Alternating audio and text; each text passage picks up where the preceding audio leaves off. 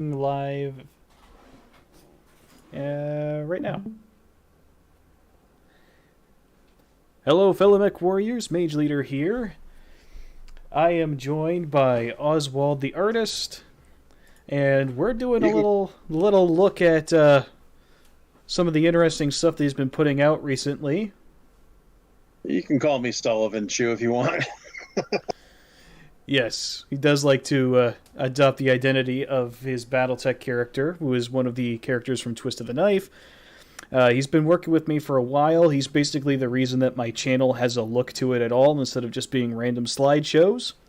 So, welcome one and all. Welcome, Aaron. Glad that you are able to join us for this. Hope your driving is safe. Make sure that you keep the phone off the dashboard so that you don't crash. Yeah, we couldn't have that on our conscience. I mean, I could probably live with myself, but I would think he was an idiot. So anyway, I've got pulled up here just one example of the stuff he's been doing recently. You've been getting into 3D modeling. Yeah, it's one of those things that this kind of broke into. Originally, I was making custom reference art for my 2D work that I do mostly for, like the Riley's Rangers, not the Riley's Rangers, the Magistrally monthly covers and stuff like that. But I wanted to up my game and get a lot more like a realistic and consistent look with my mechs and armor. So first I was piecing them together into new poses, and now I'm just building shit outright. All right. Yeah, let's pull up some examples of that 2D art that you've done for Magistracy Monthly. Let's see. What's a good one you think from this long list here? The first one there is the one where it's got Riley right there on the cover. I kind of drew a stylized image of her. It's going to be, I think that's going to be like hammer hands. You might want to look at the thumbnails. Yeah. Hold on. Oh, I can just look at it at random too. That's like the newest one I've done. Yeah, I don't. That's I can't actually see the the thumbnails. and I can't read the ones you're looking at. All right. Well, we've got that's 3D. Run the time. Yeah, look at the other folder. That's all the 2D stuff's in. It's in its own folder. Right. We got BT Moz 2D. There we go. Okay. Characters.png. Oh, sweet. I recognize that. I thought you might. That's an old one. That's a classic. Mm-hmm. It's from That's way one back that never when. quite made it to the t-shirt shop. Yeah. Well, I mean, it probably doesn't help that one of those characters doesn't even exist anymore. I'm glad Jenna's still around. If you're looking for someone with a lot of character, that was Jenna. Yeah, Jenna's going to be a lot more of a character in the rewrite than she was originally. She was just kind of there. And I don't want to have a lot of characters that are just there. I want everyone who's actually part of the story to be somewhat meaningful. Yeah. Otherwise, you end up with 7 years of Star Trek Voyager. Here we go. That's some of the HBS Battletech artwork that you've done. Yep, that was a Magistrally monthly cover. That was for July of this year. Yeah, I mean that's a really cool one. That's the mini TRO issue. I did a bunch of different new TROs for that one, or new mechs and vehicles for that one. Yeah, Oswald has a unique gift for taking the very hideous ladies of Battletech 2018 and making them look decent, and then taking the ones that do look decent, like Kamea Arano, and making her look absolutely stunning. So, fantastic work on that front, to be sure. Thanks. I like the Polynesian look. Oh wow, that's a really old one. How can you tell? The lines are a lot thicker and harsher. You draw a lot softer now. Yeah, that's when I was still using ink pens for that. That's actually a panel from. I threw a couple of panels in from my old webcomic. That's from Star Traders Shadows of Sullivan. Gotcha. Yeah, we're eventually That's going to get back into webcomics. oh yeah. Mage keeps wanting me to. Keeps wanting to draft me into his harebrained schemes. Yep. That's actually a jet that I recently modeled. It's originally from the webcomic. It's like a point defense fighter, like how the TIE fighters are used. Okay. Yeah, short Called the range. Jambia, a parasite fighter. Oh, a parasite fighter. Oh, that's a cool concept you don't see much anymore. Yeah, you've seen it. You probably just it's in the I think it's in the pile of Yeah. 3D stuff that No, I recognize the plane or the fighter that is. I just hmm you know, for those who don't know, a parasite fighter, at least historically speaking, is essentially a small airplane that you would bolt onto the bottom of a bigger airplane or like a zeppelin airship type of thing. The idea being that if you were attacked, you could get a pilot to climb into this little plane on the bottom and detach and protect the larger craft. Never really took if off. you yeah, well, and you've seen them. They're probably most prevalent. You've seen one in Indiana Jones and the Last Crusade. Yes, Indy and his father escape on one from the Zeppelin. yes, yes. That's the one where he shoots the tail off. I'm sorry, son. They got They us. got us. That's a fantastic movie. So, how long have you been doing the artwork? Oh, probably longer than a lot of people here have been alive. Yeah, fair enough. Early '90s. About the time I got into BattleTech, I started drawing. Wow. Yeah, this is one that That I is particularly liked. This is really cool. that I wanted to use that to work on my water effect skills, and that one is it's Scrapper. Obviously, that's Sullivan's custom Shadowhawk versus Sean Marr's little baby there. It's called the Crawdad. It's kind of it's a light mech that is like it's specially made for like riverine and green water operations. It'd be like the Zogs from Mobile Suit Gundam. Yeah, Sean does some really cool stuff. He's in with Riley as well. Does some work there. His big specialty is 3D models of original mech designs. I actually painted one of his on stream, I believe. Got it sitting here. The Pebble Crab. Pebble Crab. Yeah, that one was originally my 2D art. That was before I got into 3D art. He did it. He did an astounding job on it. It looked just like it. But yeah, that's a good one too. So do we have a good picture of the Pebble Crab in here somewhere? No, but I can throw you one. Yeah, that'd be pretty cool. Meanwhile, we got this classic here, the Fireball against the Elementals. That's also an old Twist of the Knife illustration. That was a thumbnail for the original series. I Uh, can never tell which one he originally had for the series. yeah, so originally I just kind of threw something together, and then I eventually updated to this. We made this. It describes one of the scenes in the story itself. You can kind of see it playing out. Um, that was before we pulled it to make room for the rewrite. Definitely one of the cooler pieces, and I like the new 3D trace work that you've done with your custom elemental design. But I It was a also lot gotta better than I also gotta say I really like the way you drew these guys. They look fantastic. oh, in the original art. Yeah, well, I particularly like the guy who's like hanging on to the center to like the right torso. Like they look Yeah, it's the perfect blend of that classic artwork derpiness, but still looking menacing. yeah. They have always been a little on the derpy side, but they also just look.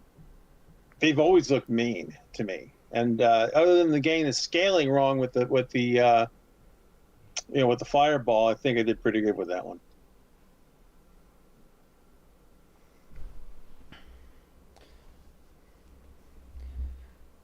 Let's see. Pull back here.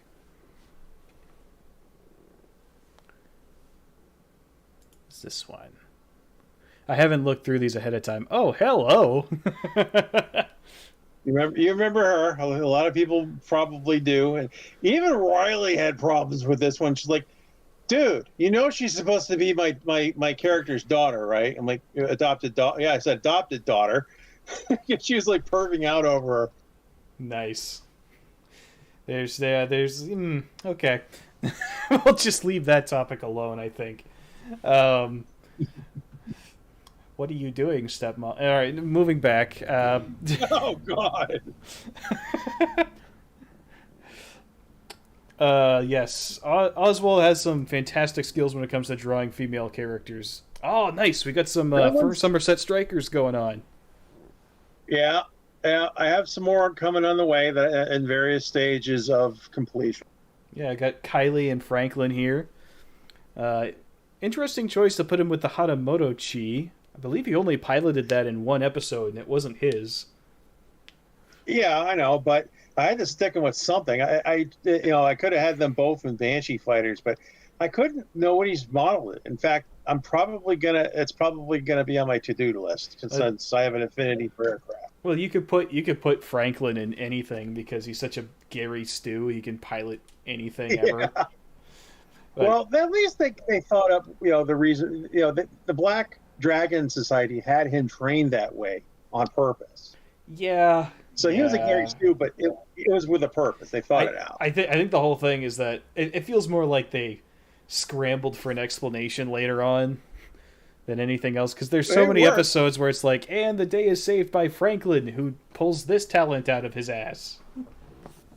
I think they really wanted to make up for what happened in the beginning, when they were kind of the Draconis Combine were kind of mustache twirling, World War II propaganda posters for the Japanese.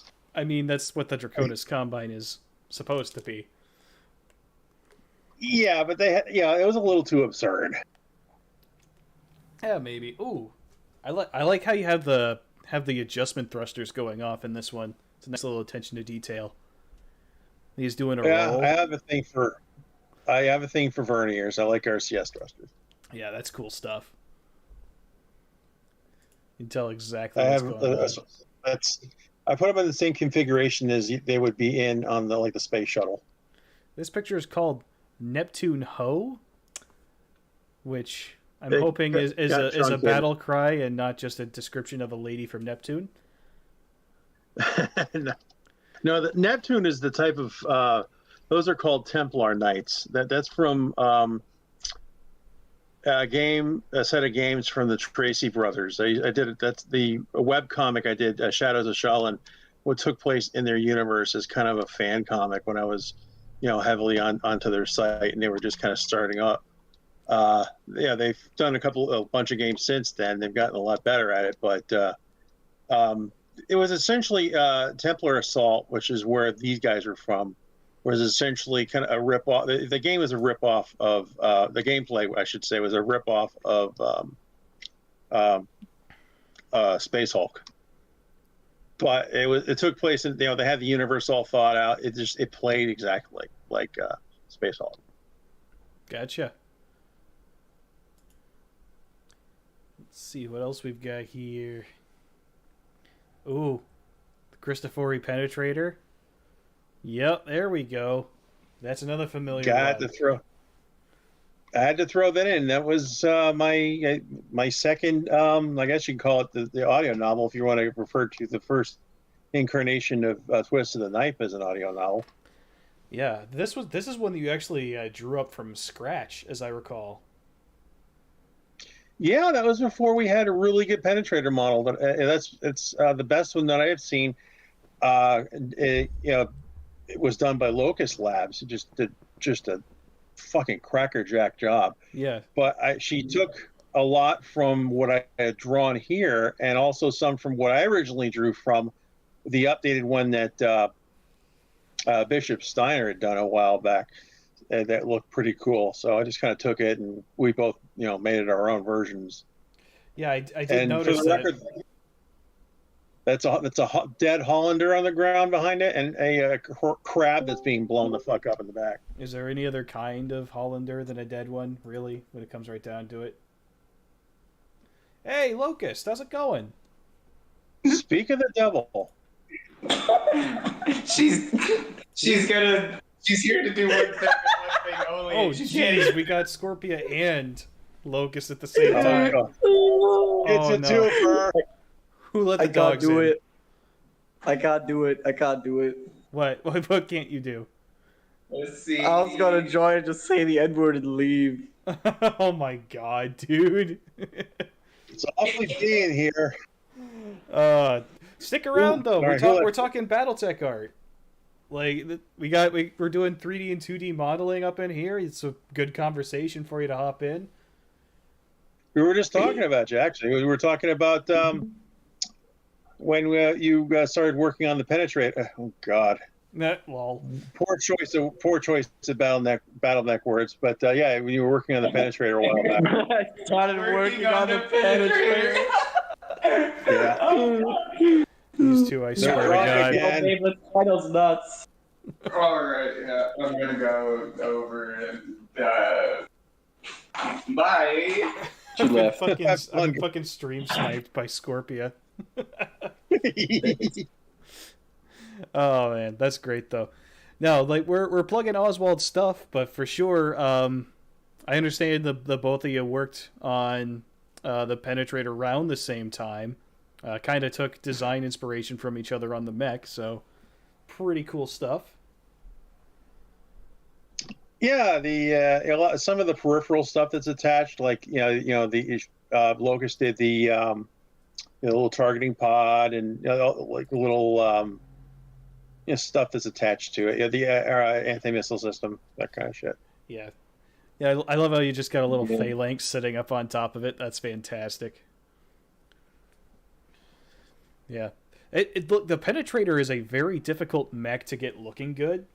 It's just ugly as sin. It's a terrible lot of mech. early 90s era Battletech mechs look like that. Yeah, it's a very awkward So design. much Battletech. All the Battletech mechs are ugly. That's just how it is. I mean, not if you do it right. So, this one in particular. You look at the original. Hold on, let me see here. Oh, and she's gone. Look at the original artwork for it. Oh God, that's not much better. That's not even the one that I remember. I don't know who did that one. I don't either. But then this is the one that I'm familiar with. When I read the book, Yeah, this is the paperback copy that I have. It's like still better than the TRO art. it's so disgustingly ugly. Like what is this thing? And then you look on like the back leg with this weird counterweight thing that's there. The joints don't match up. Like it's in the center here, but it's on the end here, and you're just like, how does this thing function? It makes no sense. And then I said the same thing about the Turkina, and all my friends that are like weebs that were into like Macross but never got into Battletech, they look at the Jenner and they're like, oh, that thing's hideous. I'm like, yeah, but the Jenner unfortunately is like really, really, it's one of the better mechs in the entire game. Yeah, exactly. Well, we got the improvement to the design here. The arms look completely different, but they still have a recognizable silhouette. The legs are not even remotely close, but you can still tell at a glance what mech it's supposed to be because the overall profile of it is the same. You just made it look like an actual battle mech.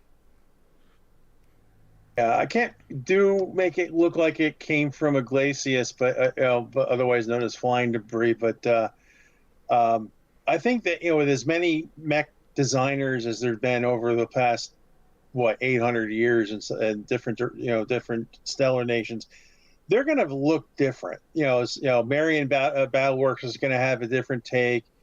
Defiance is going to have a different take, even if they're making the same model. It's like different. When you have, sometimes in the 90s you'd have like Nissan and or either Plymouth and different companies would like be owned by the same company, and they'd make different things that were the same. But yeah, that's what I was telling you about earlier with Riley. I kind of took her photograph and I drew her from it, and just kind of made her as her character. Yeah, I remember when this was going down. That was a good time. I was really proud of that one because that was the first time I'd really done justice to it, made someone look the way they should as a drawing. Yeah, I feel like it's prudent to point out here that the drawing of Caspian Muldoon was meant to be Caspian, and I just kind of ended up using it for me. I don't look remotely like that. The avatar Thank that God I for the use doesn't viewers. look anything like me. It's ridiculous.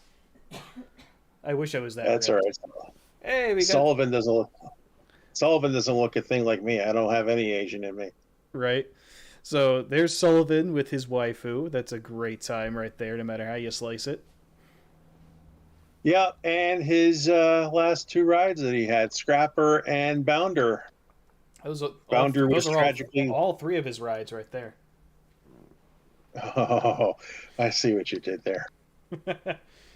So that's a future character. I won't go into spoiler territory with her, but she is someone who's going to pop up eventually.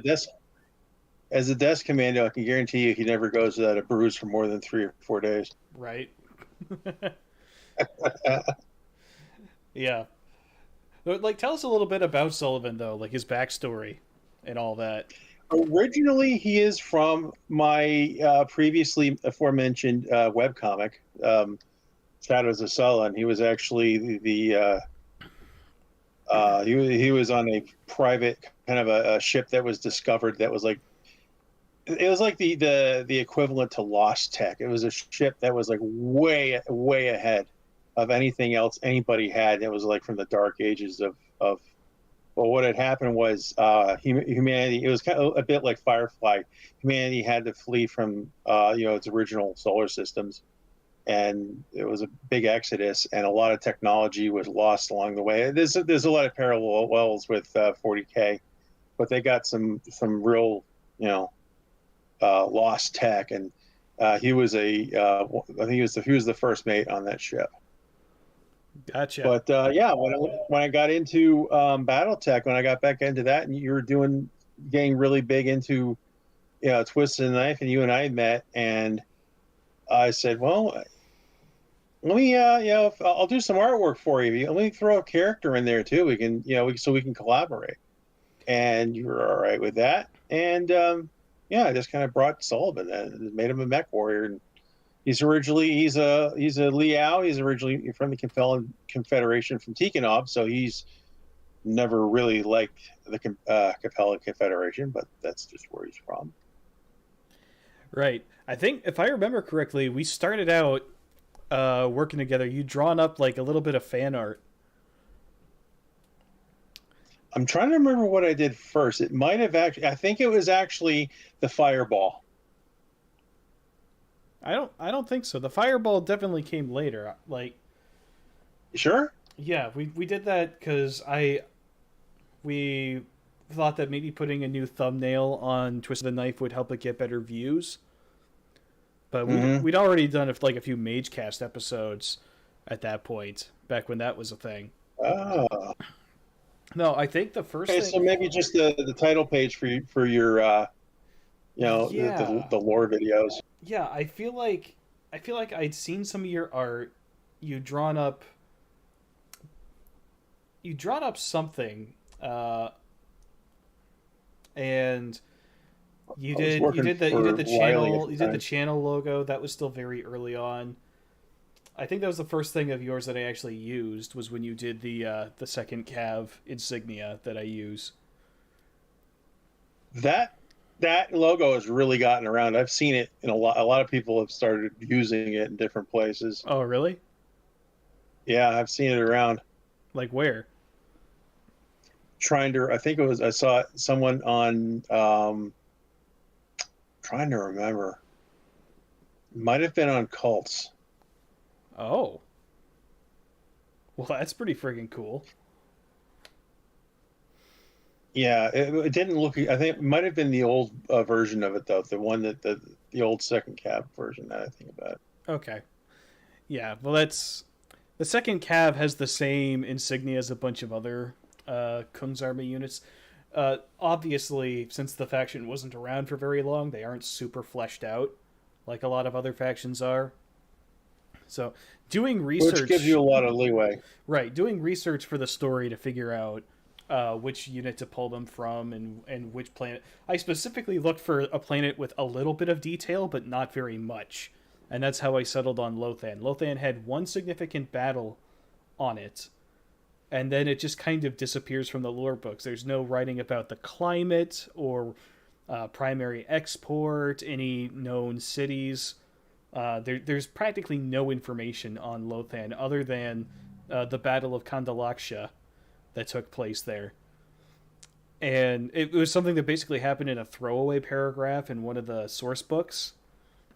And that is the only thing that has ever been said about Lothan in all of Battletech lore. So I was like, aha, it's perfect. It has a little bit of canon to it to give it legitimacy, but it has enough stuff left up to the imagination that I can actually work with it.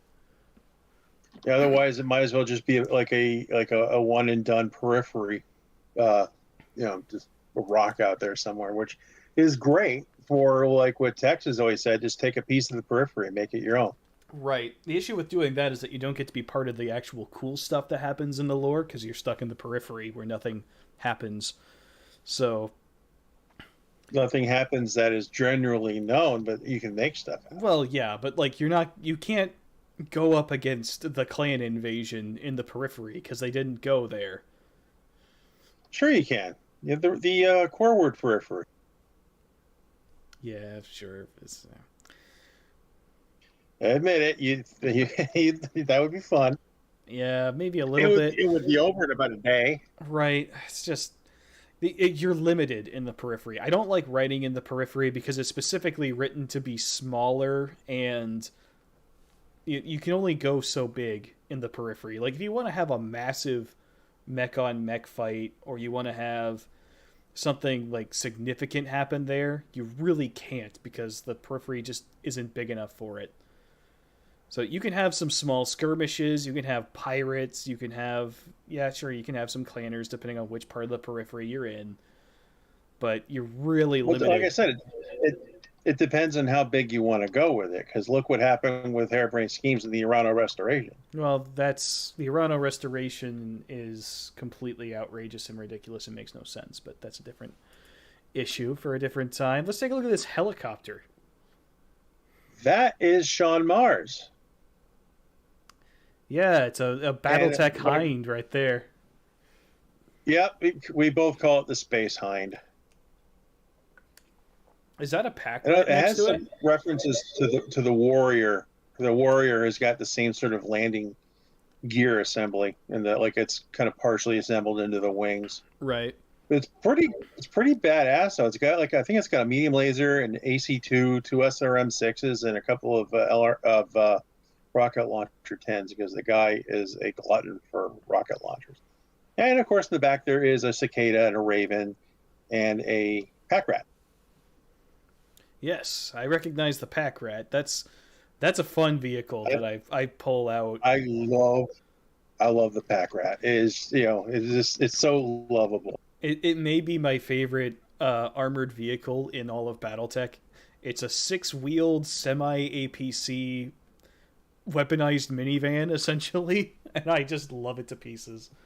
If you've ever seen Stripes, they probably got the idea for it from the armored Winnebago with rocket launchers that Bill Murray and Ramis ride around in. It's great. Right. Yeah, one of the I picked it out as being a vehicle that Mage Squadron has access to in Twisted the Knife. I looked at it, I was like, yeah, it's a fairly common armored vehicle, so it's not out of the question that the second cab would have one. It's not super expensive, and it's very utilitarian, it's useful, It's nimble. It's sealed, has environmental sealing, so you can take it to a weird airless planet if you wanted to. Right, which is one of the mistakes that I made when writing that initially. But no, that's just a fun little vehicle. And I was like, you know what? If they're short on resources, it's a great vehicle for that. That's one of the reasons why I got into building technicals on cults. Technicals are great. Just ask the Middle East. Right. We got that. Or Mexico. Oh, we got some more of the Space Templars. Yep. And they're the equivalent of that's from the Space Hulk. You know what this reminds me of? This reminds me of Marathon. You ever play Marathon? No. Oh, dude. Hold on. Let me. Yeah, but they're called Leviathan suits. It's the equivalent to the 40K powered armor. Yeah, let me for the Astartes. Let me pull up some of this here. Marathon was a Doom clone back in the day. You can see the way these aliens are drawn. I just kind of pulled them out of my ass because the art, they never really did solid artwork for them back in the day. They just kind of did trying to find pictures that aren't absolute shit. Piles. But the way the lines go, the way the colors are vibrant, it really makes me think of Marathon, which is a good thing. Okay. Because Marathon is fucking sweet. Well, I'm a child of the '80s. You'll see a lot of '80s isms with me, like the green technical drawing over black.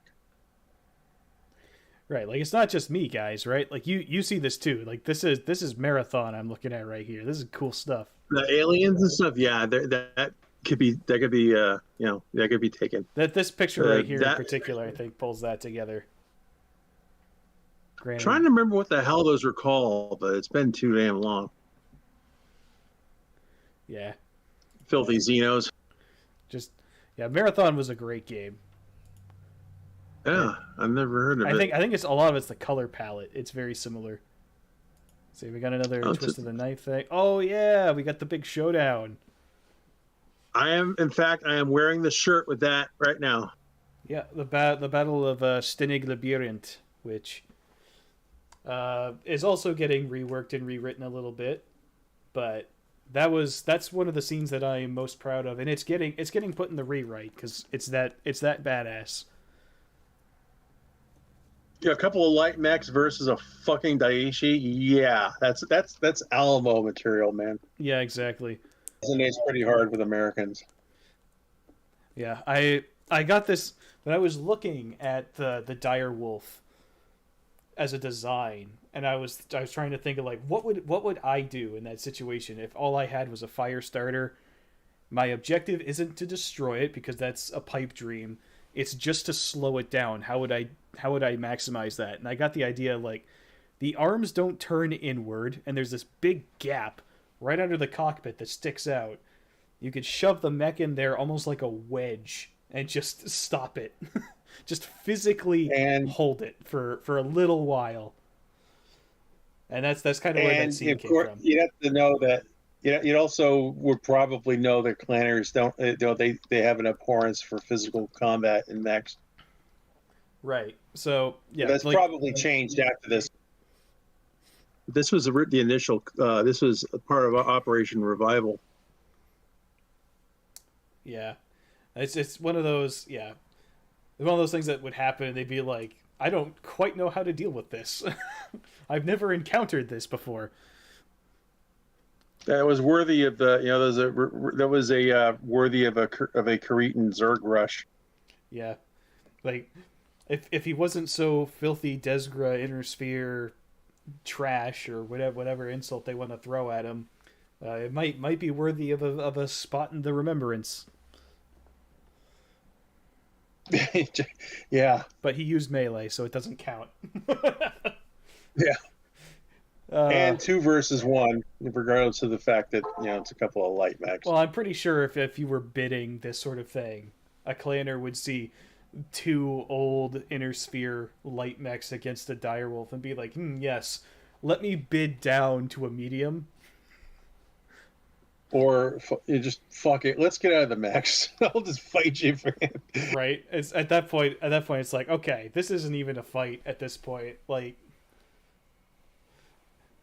if he was smart, he'd be like, well, bargained and done. But anyone who's spectating this match would be like, the direwolf pilot has no honor. Yeah. And I guess the same could be said of, later on as I work on the revamped title card. We got Victoria Espinosa with the laser pult. Yeah. I don't know what it is. You know how, some of the guys from the Razor Force will bitch and moan about girls that like bad boys. Well, there is an opposite. Anybody that goes over, that kind of, fawns over, villainesses. You can kind of get that there. You can see that, she's, sick in the head, crazy in bed sort of look. I've never understood the appeal of either of those, to be perfectly honest with you.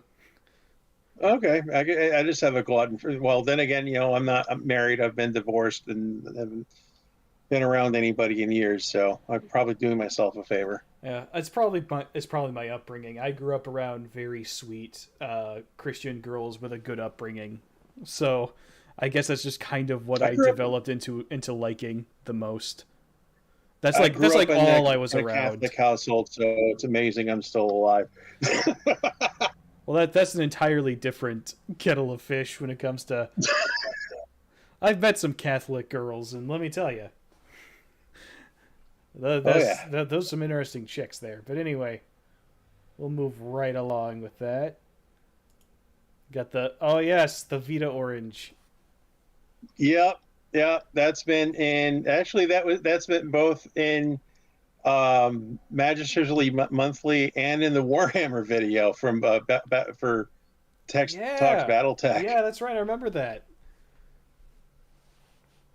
Well, actually, it's the one after that was in that. The Vita Orange thing I kind of threw in there as a kind of a gaffe. Yeah, there we go. With the Warhammer 2C. That's before, I tried to, when everything was still looked really slick, because even the clan mechs, I think, should have kind of a weathered sort of look to it. And that thing, is just too pristine looking. But then again, if it's in an advertisement, it's kind of expected. Right. It's like putting a sports car in, so you'd want it to be shiny and new.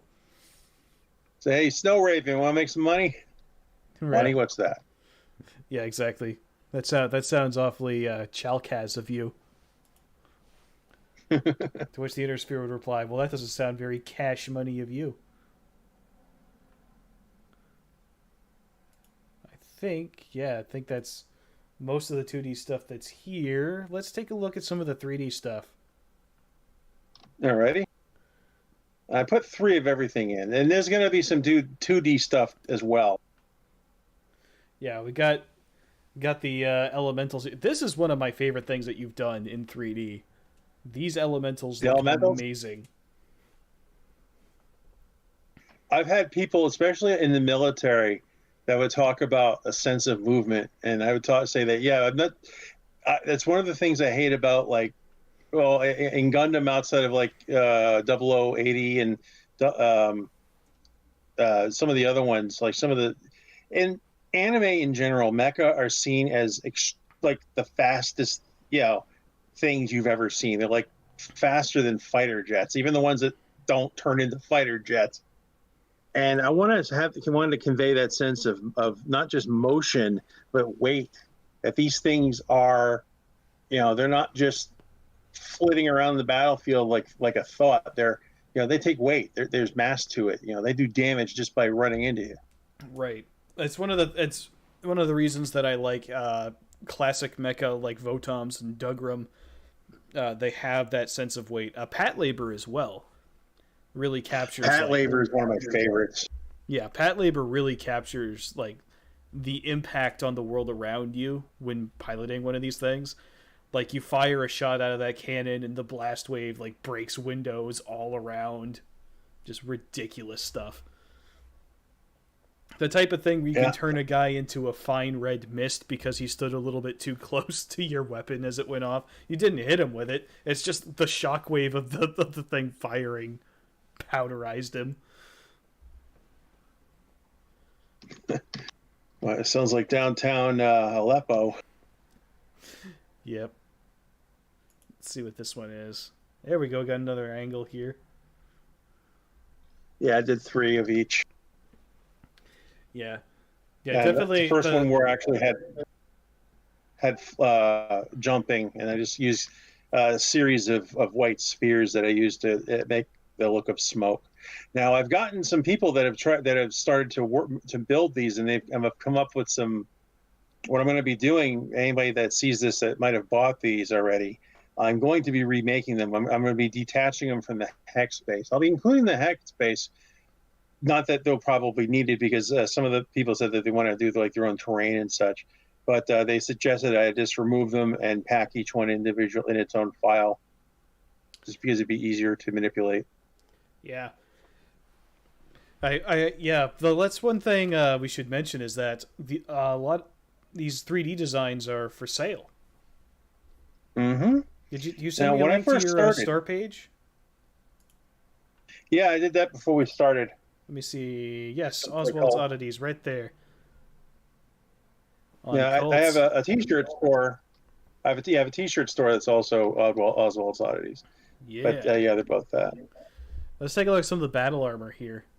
So, like, these are things A that lot of you can go and purchase and print off for yourself. And if you don't have any money, but you want to collect stuff like some STLs that you might get printed up, or maybe you can print them up yourself, there's plenty of stuff there that's for free. How I first started to teach myself how to 3D model, I took a bunch of other mechs that were all that I got that were also free, and just kind of chopped them up and made a database of all the parts, and I just kind of assembled them and in different ways and made new mechs out of it, kind of like combat Legos. And then eventually I just got used to 3D Builder enough, and I just started making my own objects from scratch. And now I'm thinking, it usually takes me about a day or two to completely build one of these designs, and then on top of that I'll make a bunch of them and propose them together in the case of battle armor. But yeah, it's usually $3 or $4, sometimes $5. Yeah, this is a cool one. This is like your latest one, if I'm not mistaken. The Shadow. Yeah, it's the Kage. Yeah, that's a really freaking cool one. Ever since the Operation Serpent books, I forgot who wrote those, but Operation Serpent and Bulldog, one of the Dest operative, there was a couple of Dest squads that were involved with the new Star League, and they all had Kage suits. I just fell in love with the concept. Yeah, that's really cool shit. There's a whole So bunch the of leader, really I gave cool him a stuff. blazer rifle, a blazer, and a Vivor katana. And here's the one. This one might be my actual favorite. The Inner Sphere Standard, or Spheroid Basic, as you've called it here for copyright reasons. I have always loved the look of the Inner Sphere Standard. It's very simple. It's very basic, and it's not exactly a great piece of battle armor, but for God's sake, if it isn't one of the coolest looking fucking things I have ever laid eyes on. It's very iconic. And one thing I gotta say about these is I'm currently it's on the back burner for now, but I originally started building these with the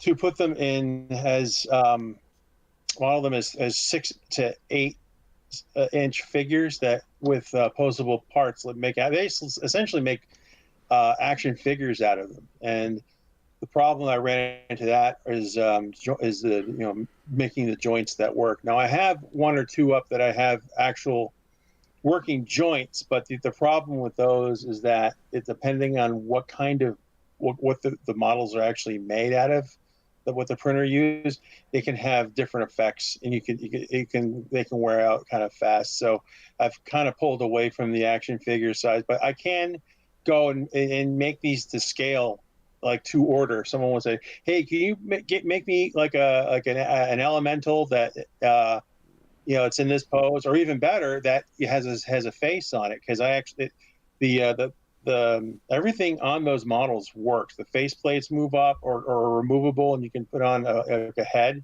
In the case of like the Innisphere Standard, you can have like an actual human head on there, like they took the helmet off, like Master Chief was supposedly doing. Or in the case of the Elementals or some of the other stuff, the faceplate will actually you can pose the pivot that upwards. The missiles are you can pull them out of the launch tubes. That's the way they were designed that way. Even the missiles themselves, they don't automatically pop up, but the fins, the guidance fins, will you can pose. They're designed to pop up, and you can pose it that way. Yeah. And then we have this one this is the one that I like to call just a Gundam, like just straight up, it's fucking Gundam. There was a time where Battletech was like, yes, we will have Gundam. It will be a battle suit. And I believe this was around the time that WizKids was in charge, wasn't it? Yep. Yep. And it shows. Shredder. It's like Shredder from the first Bayformers movie. The Ninja Turtles movie that Michael Bay did. Yeah, it's the thing. Like, these figures look amazing. It's just one of those things where, like, the original figure, you look at it and you're like, oh, come on, guys. I love. I showed a friend of mine. She's like, why are they red? Are those supposed to, because are they firefighters?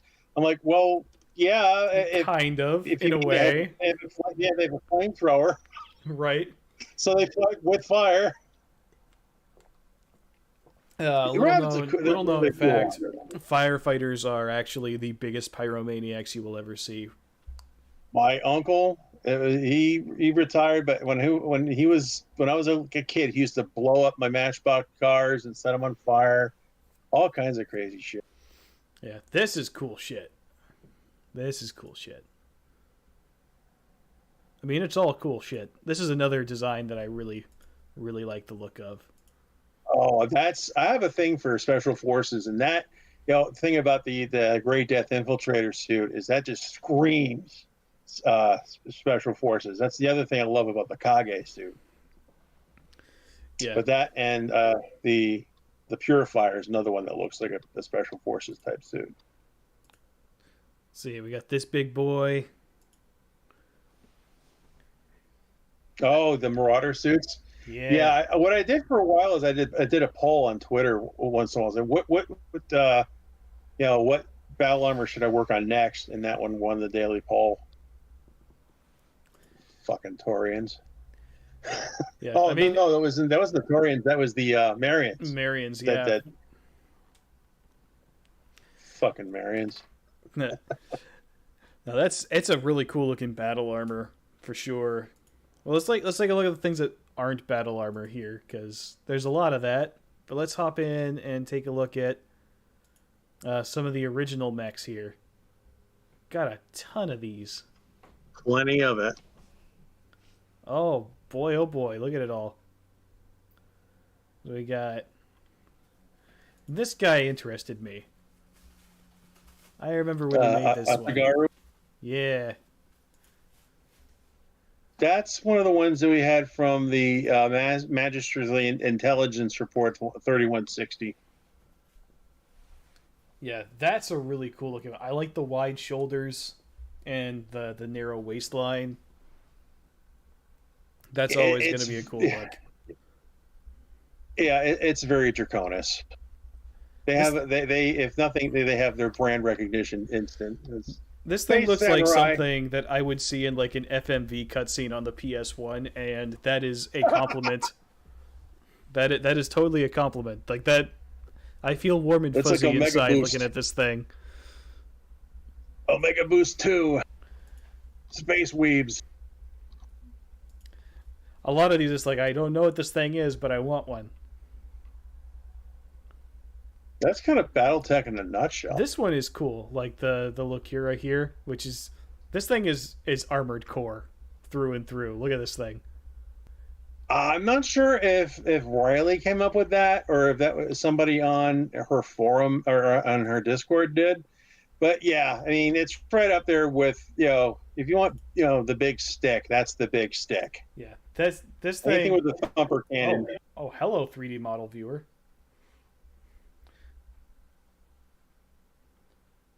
Okay. But yeah, no, this thing for sure looks like it stepped straight out of like Armored Core 4. Yeah. I love it. I love it to pieces. What else we got here? We got this thing. That's fucking cool. Oh yeah, that one was built. It was actually built out of a Hussar center torso. That's one of the first ones I ever built. It's all using chopped up parts that I put together.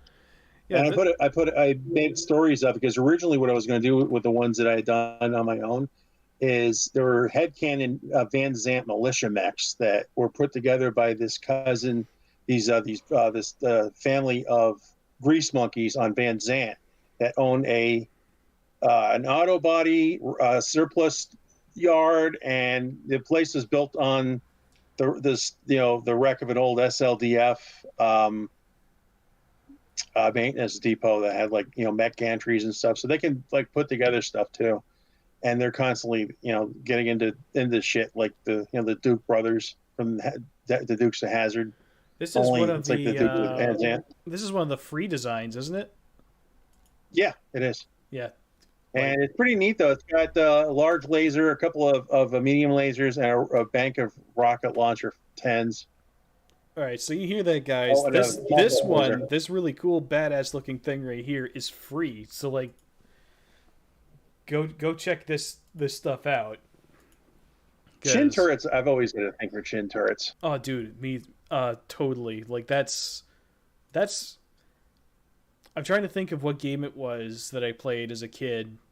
It had a mech that had one of those in like the cutscene. It absolutely demolished a dude. I think it was called Empire Earth. Kind of doesn't sound familiar. Yeah, it was Sierra's answer to the Age of Empires series. Oh God, is this the chicken leg commando? Yeah, the Command Goose. Oh my! That one's got a really. I've gotten a compliment on this just the stories that I stick with these. Like this one was they were trying to figure out something to do. Those guys I was telling you about had gotten some Hussar. No, that was the Hussar knockoff. But yeah, I try to come up with little cute stories attached to those. I think this one was. Discount Dan was trying to get rid of some commando parts or something like that, and they, was like, "No, we don't want a commando. We want a mongoose." So he turned a commando chassis and tried to make it into a mongoose. It was pretty. I mean, to be fair, the mongoose is a great mech. The commando is a pretty good mech. If you put their powers combined. Also, I just want to point out that these 3D model previews remind me of Bonzi Buddy. A little bit. Just a little bit. The whole idea that I had to start putting stuff together like that actually came from Armored Core and how everything is, like the omniest of omni-mechs, where you can just mix and match at your leisure. Right. Now let's take a look at this sexy lady. Again, this is another free one. A face only a mother could love. Like, damn. I actually came up with this one when I was drunk. This thing's you can tell. This thing's fucking cool though. Like, I actually really like Read this. the story. Read the story on the sidebar. All right, let's see. I swear to God, it infamous is fucking used crazy. weapon seller Discount Dan once saw a run in orders for Thunderbolts and their parts. Eager to cash in, Dan unfortunately came up with only the left arm to an ancient 5S to work with. Undaunted, Dan and his squadron of trained monkeys, or techs, set to work on assembling a machine that, well, approximated a Thunderbolt 5S, sort of. Massing 5 tons heavier than the venerable 5S, the Catabolt, as it came to be known, provides a solid punch in both direct and indirect support roles, though it's doubtful that anyone would seriously consider wading into close combat with it. The machine's central torso is based on the heavily modified airframe of a crashed Igor VTOL, whether out of desperation or copious amounts of Canopian battle powder is anyone's guess. Ground speed is clocked at 65 kph thanks to its 280 rated Magnafusion engine. The Igor's flight ability has been replaced to a degree with 4 jump jets, allowing for mobility equal to the TDR-5SE. Primary armament comes from the old Lord's Light PPC and an LRM-15 launcher installed in a scrapped longbow arm based in the left torso. Center torso-based medium lasers and an SRM-4 mounted in the left torso provide close-range firepower.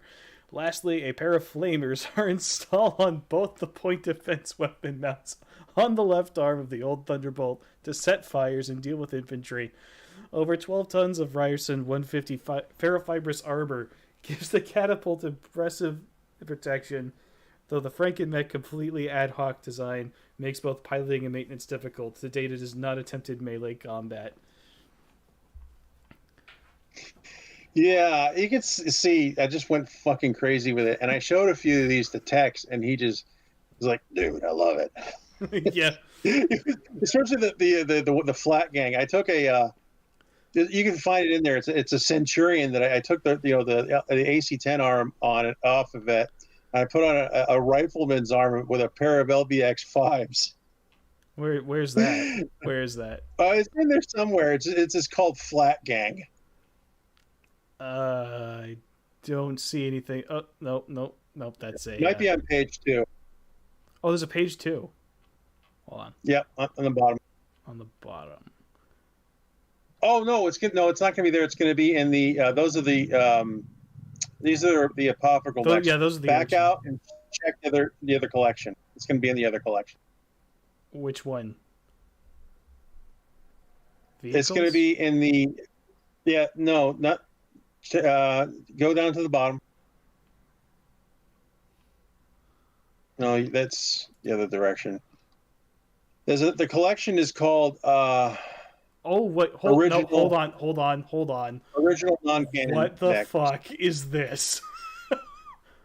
That's an Atlas. That one also has an interesting story. This is amazing. You made a Titan from 40K as an Atlas. That's probably my most downloaded Mac. People just go fucking crazy for it. I think I have like 100. It's fucking cool. It's hilarious, but it's badass. I'll read it. I'm going down. Big Al was a pet project for a semi-retired, dispossessed mech warrior that over the course of 5 years managed to put together a working assault mech out of whatever he could find. This was a solid challenge as the Atlas had been cored. This left almost nothing intact, including the internal structural supports. The cost of such a complete overhaul and reinforcement of the remaining chassis meant that weapon, coolant, and power had to be rerouted. It was counter to the original design. Some weapon hardpoints can no longer support the weight or volume they once could. As a result, Big Al looks unlike any Atlas ever produced, looking more like a stylized Solaris refit than a weapon of war. The 400 rated LTV extra light fusion engine barely fit in the custom engineered mounts, but could push the machine to a brisk 65 kph. With 15.5 tons of standard Duralex armor, Big Al is significantly under-armored compared to the stock AS-7D it was derived from, though still a touch heavier than the awesome 8Q. Unless the pilot face rolls the weapons, the 20 double heat sinks provide adequate enough heat management for a truly frightening direct-fire loadout. 2 Gauss rifles are installed in special back-mounting assemblies that transfers the incredible recoil to position higher on the chassis than normal, giving firing of the weapon a bit of a balancing act. The Gauss rifles are backed up mainly by a quartet of medium lasers. A pair of small lasers helps with close range and anti-infantry punch. Lastly, a pair of rocket launcher 10 racks provide a bit of extra firepower in a pinch. Holy shit. It's utterly ridiculous. This thing is amazing. I want 2. In my head canon, there's only one, but go for it. Right, and again, this is another free one. So that's fantastic. Oh, yeah, oh my god! Oh my god! Here's Flat Gang. Oh my god! Yeah, I threw it. Yes, yes. You guys can have a 3D printed miniature of the roller skating urban mech. Holy fucking shit! Look at that. That is beautiful. Charger is not included. Right. You get your own charger. But holy fuck! I want to do at some point is I'm going to take all these, the TRO and make a TRO out of these. Not the urban mech, obviously. That was just a joke. But all the Flat Gang and Big Al and all that. They're going to be in a Van Zant, a TRO. whenever I can get around. I found that one. Centurion. Ain't it great? That's I awesome. I put the arm from an archer, an old unseen archer at that. Mm-hmm. Yeah, I recognize that upper arm. Like that is a Macross upper arm if I've ever seen one. God damn, that actually looks really fucking cool. Yeah, that's the one that I think I hadn't named it, but when I showed it the text, but knowing his affinities, I actually named it, Flat Gang, because he loves the term. That's incredible. Let's see what else we got. This little dude. Look at this little guy. He's just a little guy. That was actually a mistake. A friend of yours who you put me in contact with, I can't remember his name off the top of my head, but he did some 3D printed work for me. He threw me a bunch of extra stuff he was getting rid of, and some of it had been misprinted and broken stuff. Oh, you worked on this with Roland. Yeah, Roland. Yeah, Roland's one of my friends IRL. He's a really cool dude, does 3D printing. So yeah, that's awesome. So he threw me a misprint and with a whole bunch of other stuff he was getting rid of. And the Hussar that's the actual one. The Hussar was missing its center mounted laser on top, and then it had a missing right arm.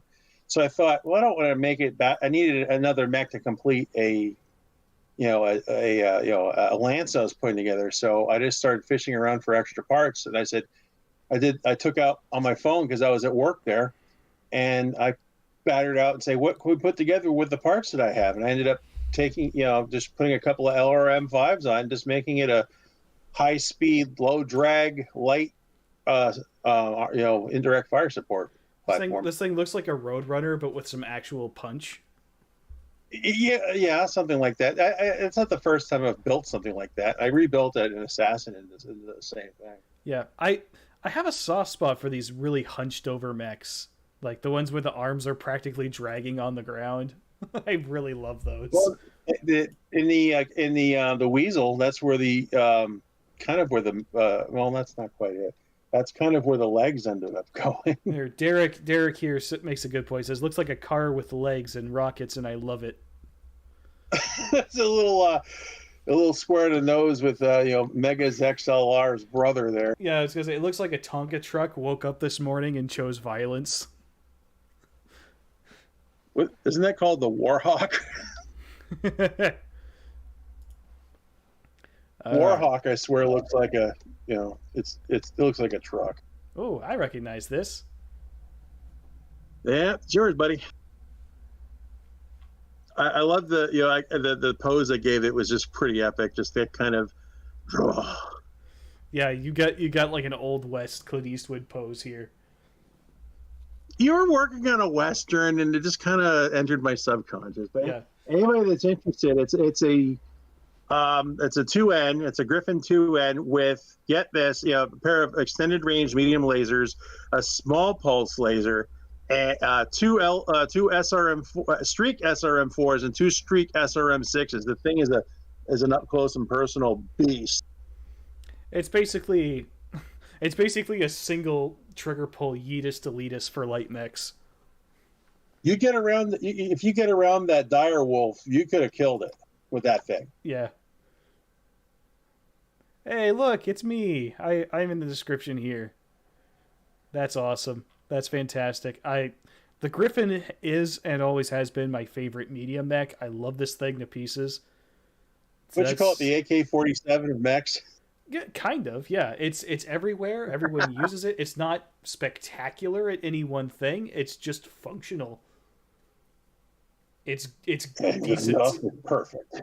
Exactly. It's decent and everyone uses it. So that's, yeah. I like the 2N because I have a wrist and I don't like keeping weapons on the same side exclusively, like the 1N. Yeah. Like in any incarnation of Battletech that has is it MechWarrior or whatever, you just go after the right torso, and that's it. You would take the right torso out, it's got nothing left. Yeah, exactly. Though at the same time, it is kind of nice having a left arm with nothing in it because you can use it as kind of an impromptu shield. Yeah. So it's you can look both ways at it, but yeah, it is a good idea to spread the fire out across the whole mech. And then Especially now that your you can 2D actually get drawing of shields. it. That's a fantastic drawing right there. That's good stuff. It's one of my favorite pieces that I did when I was rebuilding, doing another version of your hangar. Yeah, so this is the one that that Caspian Muldoon ends up with a little bit later on down the track. As he starts out with his That's no longer the original Pussy Wagon. it is for Mage Leader, who's the grandson of Caspian Muldoon. I keep confusing the two. Yes. So it's confusing and inconsistent because I don't always keep up with it, and sometimes I'm a character and sometimes I'm not, and it's just whatever. But I still have the Orbats. If at some point you want to use it, because what I had done is when I was collecting a bunch of miniatures and having stuff printed up to order, I actually did the entirety of Mage Squadron up to that point, which was 2 mech lances, like some some helicopters, a couple of gunships, and some Karnovs, and a bunch of vehicles, like some skipjack IFVs, and of course some pack rats.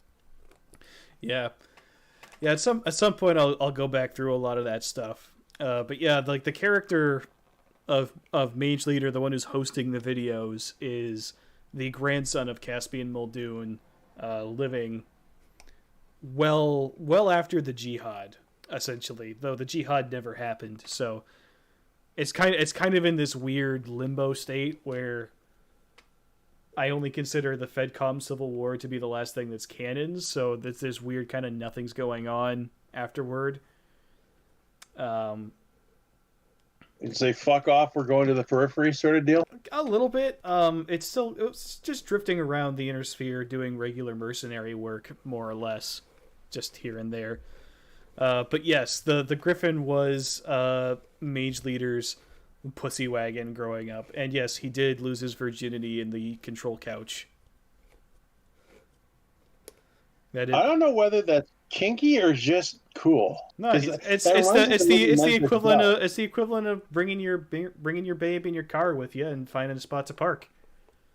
Same idea. Have you seen Memphis Belle? Like the plane? No, the movie. Oh no. There was a scene where there was a big dance, and it was like the night before their 50th mission or 25th mission, and there's this one guy who everybody was kind of making fun of, as they called him Virgil the Virgin, and he ends up he's the bombardier on the no, he's not the bombardier, he's like the navigator or something. No, he's the bombardier, one of the two, damn it. And he brings his date up into the plane because she wanted to get laid, and they ended up banging and making a lot of noise because a bunch of tools fell off, and she like busted her ass on a wrench. It was spontaneous, and it was awful, and it was funny at the same time. I just kind of pictured this every time you mentioned it. I just mentioned all I can think of is Mage Leader doing that. No, he had more game than that, but it's not as cluttered in there. But there is only one seat, and when you're taking her out for a joyride in the wagon and she's sitting in your lap, things happen. Stick shift. Exactly. Yeah, she took hold of the control yoke and wouldn't let go.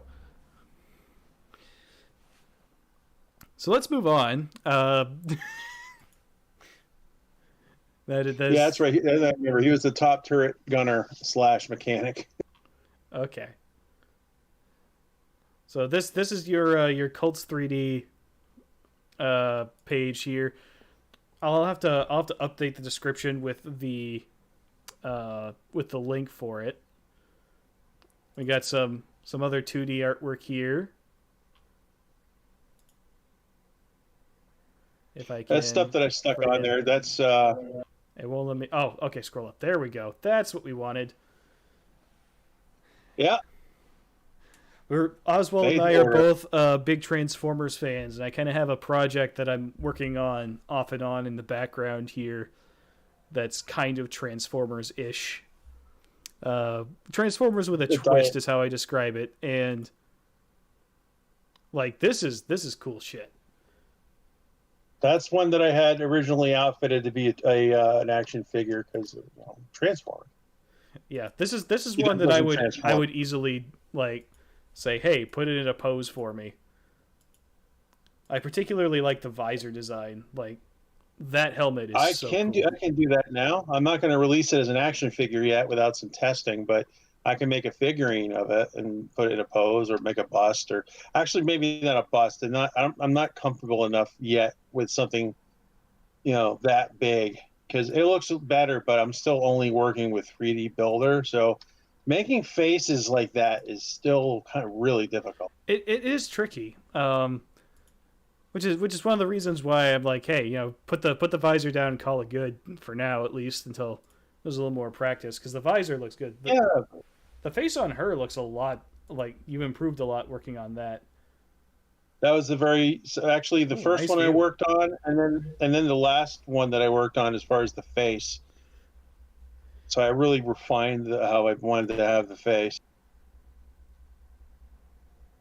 And that's for a friend of mine. That's her Transformers OC. We used to play a lot of freeform Transformers RPG stuff together, and I just really loved her character Aurora, and just I wanted to do something nice for her because I hadn't talked to her in a while. Yeah, for sure.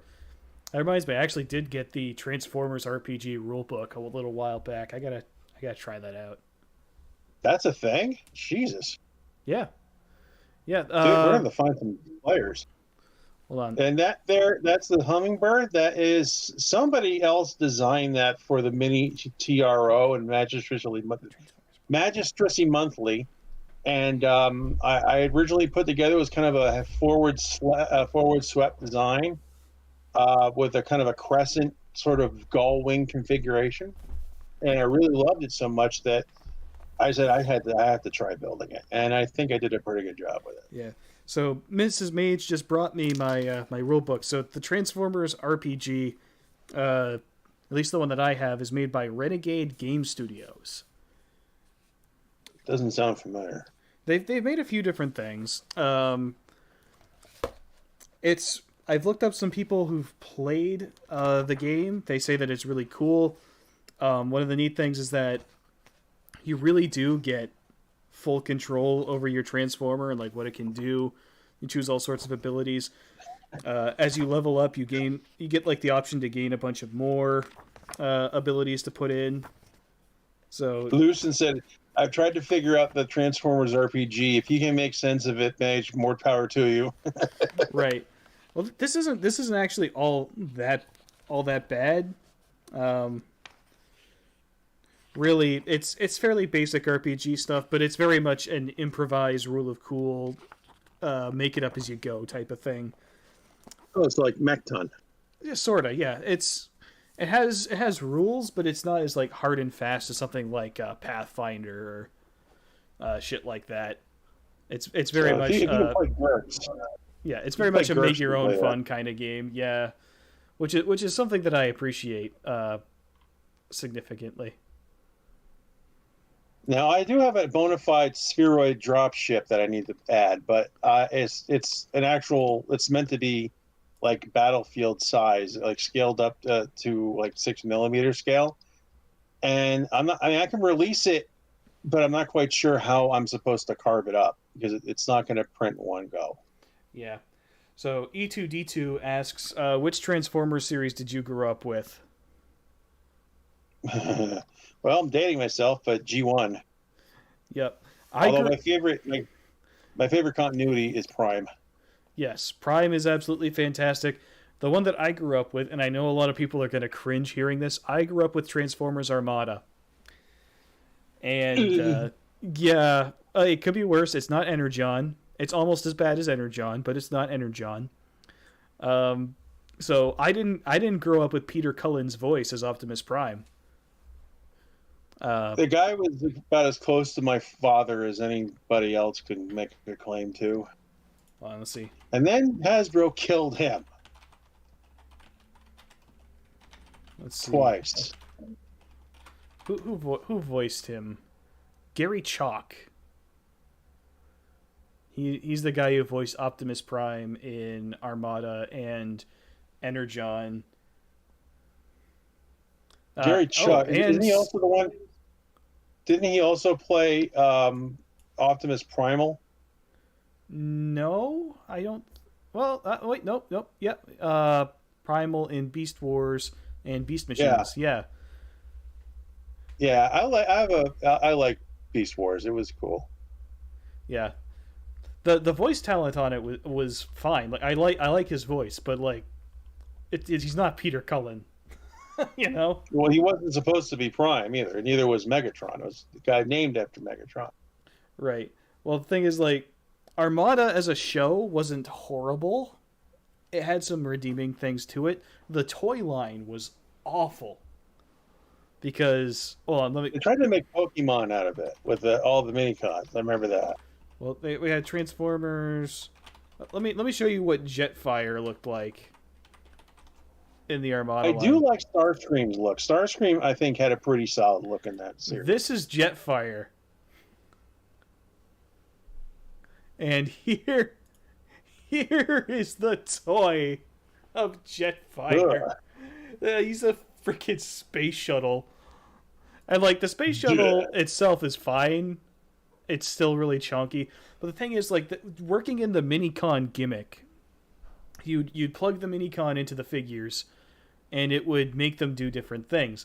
So every Armada toy needed to have this giant chunk, this block in the middle that would contain like a spring-loaded mechanism for the Minicon to interact with. And so they were all just awful. You can't make a good transforming figure when you have this massive block of plastic that you can't put any joints in. And so Armada is really derpy in its looks. Yeah. Let's see. Take a look at Optimus. Like, the Optimus Prime figure doesn't look that bad. He's not very posable, but he doesn't look terrible. Yeah. The original G1s weren't terribly posable either. No, but like that was the 80s. You can forgive some of that stuff. I got in trouble one day when I was in school. It was first grade, and I had brought, one of the things we used to do back then is bring toys to school and play with them at recess. And I decided to have I'd probably be shot these days, but I brought Megatron to school and decided to carry him around in his gun form. Oh boy. And that's before they had the green plastic things on there. So someone said, "Ron, you got to get a Friday gun to school." And that's before that was really a thing. But I still got in trouble for it. Yeah, some people have managed to get good poses out of the Armada Optimus. The thing is, like, you have to kind of break the joints and modify it a little bit to get him to work, because like his legs don't bend. I can tell right here they've modified this figure because his thigh will not rise up that much by default. You can't kick the legs out forward. They won't let you. There's these bumps that are like sculpted in that hit up against the actual joint, so you can't physically move his leg forward like that. Put him against the wall, he's getting frisked. Yeah. Assume the position. But I mean, like, in a basic standing pose, it looks cool, but you can't do anything with it. I've known a few people that would do that. They would collect them and they would kit bash them. That's originally how I started doing it. That's why I ended up buying all the Clicky Tech stuff I could find, because it was like I was getting Battletech figurines for like 25 to 50 cents sometimes. And to this day, they're actually kind of useful, because I showed that awesome 9MA that I made that in 100 scale that Optimus Prime that Adam Steiner used in the cartoon. I kit bashed that into that, and one of the things I did was I took the cockpit off of a Targe. Hold on, okay. Tech this isn't a modified figure. This is the Legacy remake. That's why it looks good. I kind of want it. I kind of want it. Not gonna lie. Oh man, that actually looks really fucking cool. I still have yet to make that RC figure. Oh, that actually looks really cool. I really want this now. I love Transformers so much, and I've loved it since I was a little kid.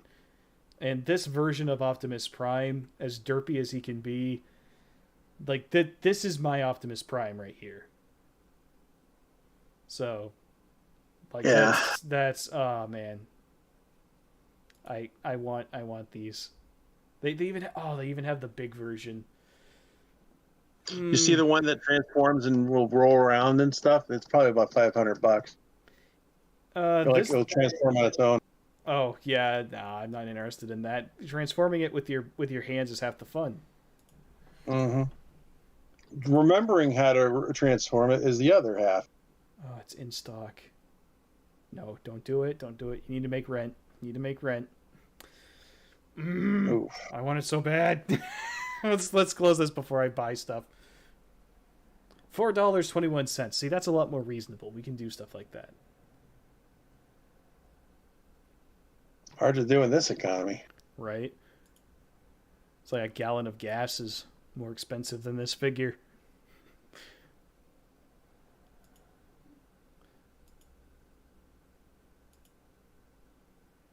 Looks fucking cool though. Let's take a look at some more of the artwork. Well, you got my link to my DeviantArt. That's true, I do. There's a lot more there. Let's see here. Yes, we'll do that, and then we'll go to your TeePublic. Yeah, some of you guys may recognize this. We have Ilyana Sorensen here. Well, a lot of the stuff that's at TeePublic will be be stuff that's here as well. Yes, we do want to plug the TeePublic as well. Oh yeah, spoiler alert. We have this character here. Who could this be? Oh, there's the name. I don't know, but I'm not very. I don't know. I kind of gave her this derpy, bug-eyed look. Yeah, I don't know. I like it. It's what I asked for when I was giving you tips on drawing, which was essentially I kind of wanted her to look like Anna Taylor-Joy in the face. I think it captured that pretty well. A little too well. She looks like she's half gray. Well, she's supposed to look kind of inhuman. That's the whole idea behind her character. I think he just low-key insulted Anna Taylor-Joy. I don't know. I think it looks good. That's something I did for Iron Liz. That's just kind of an elf figure that she had from a story or a game or something. She is not pleased with your shenanigans. She does kind of have that naughty school teacher look. Hello, look who we have here. Hey, Locust, how's it going? Come back and scream. Oh, she's not watching. She has more important things to do. Let's see, we got. That's from another. That's from another Magistracy. I can't say that word. Magazine book cover. Magistracy. Yeah.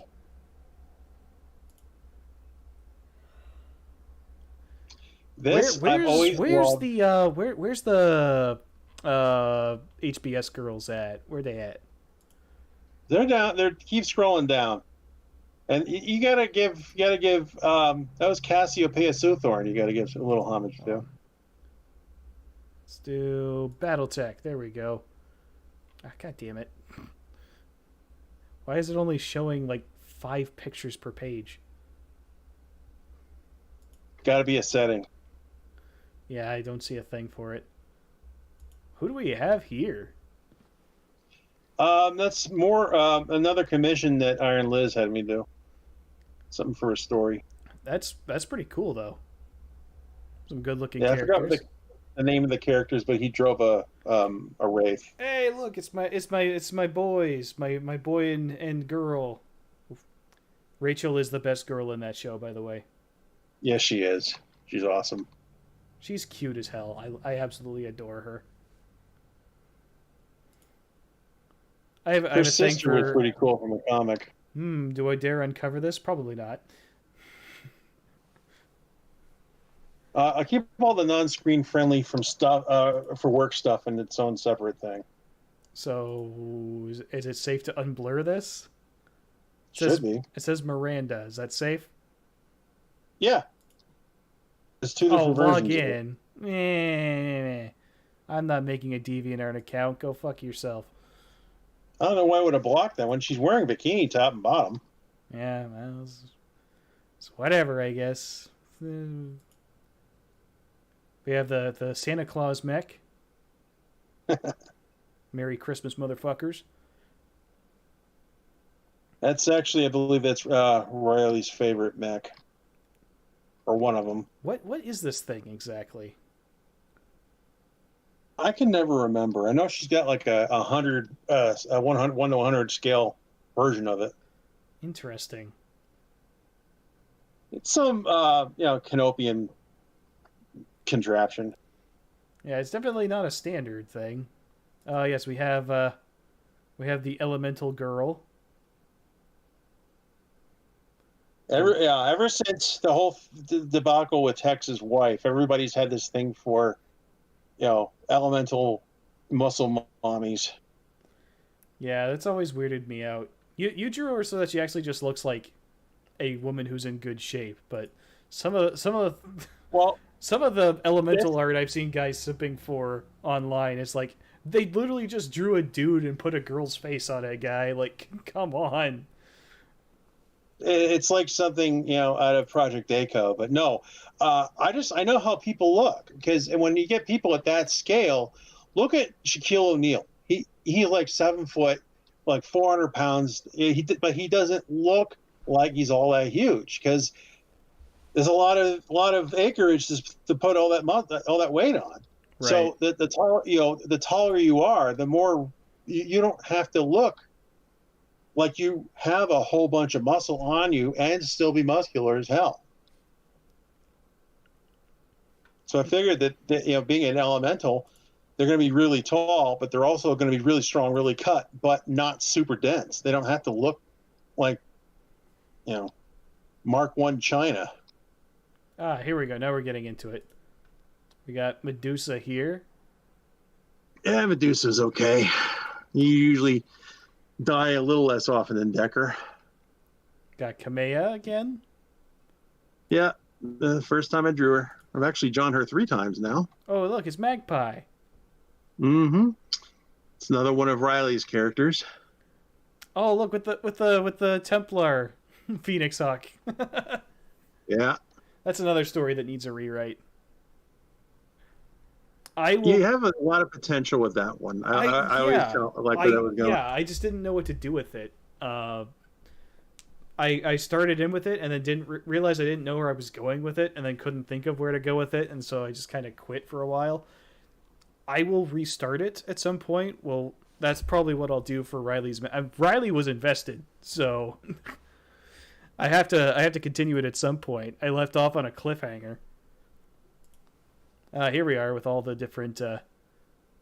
It's a little busy, but it was worth it. Yeah.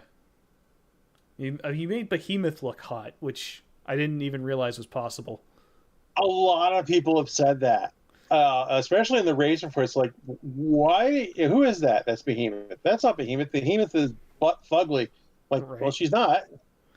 And then my favorite of the whole bunch is Glitch. Glitch, oh my god. Glitch was cute anyway. Like, Glitch could honestly be like my all-time waifu. Yes! Yes! We got the Templar! I fucking love the Templar as a battle mech. It does not get enough love. I absolutely adore this thing, and there's not enough fan art of it.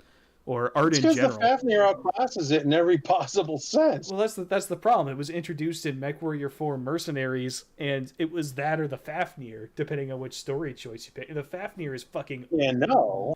I'm thinking that maybe the Templar could use an update, since all they did with cults that I could find with 3D models is a rip right from the game. Dude, if you make a 3D model of the Templar and make it look cool...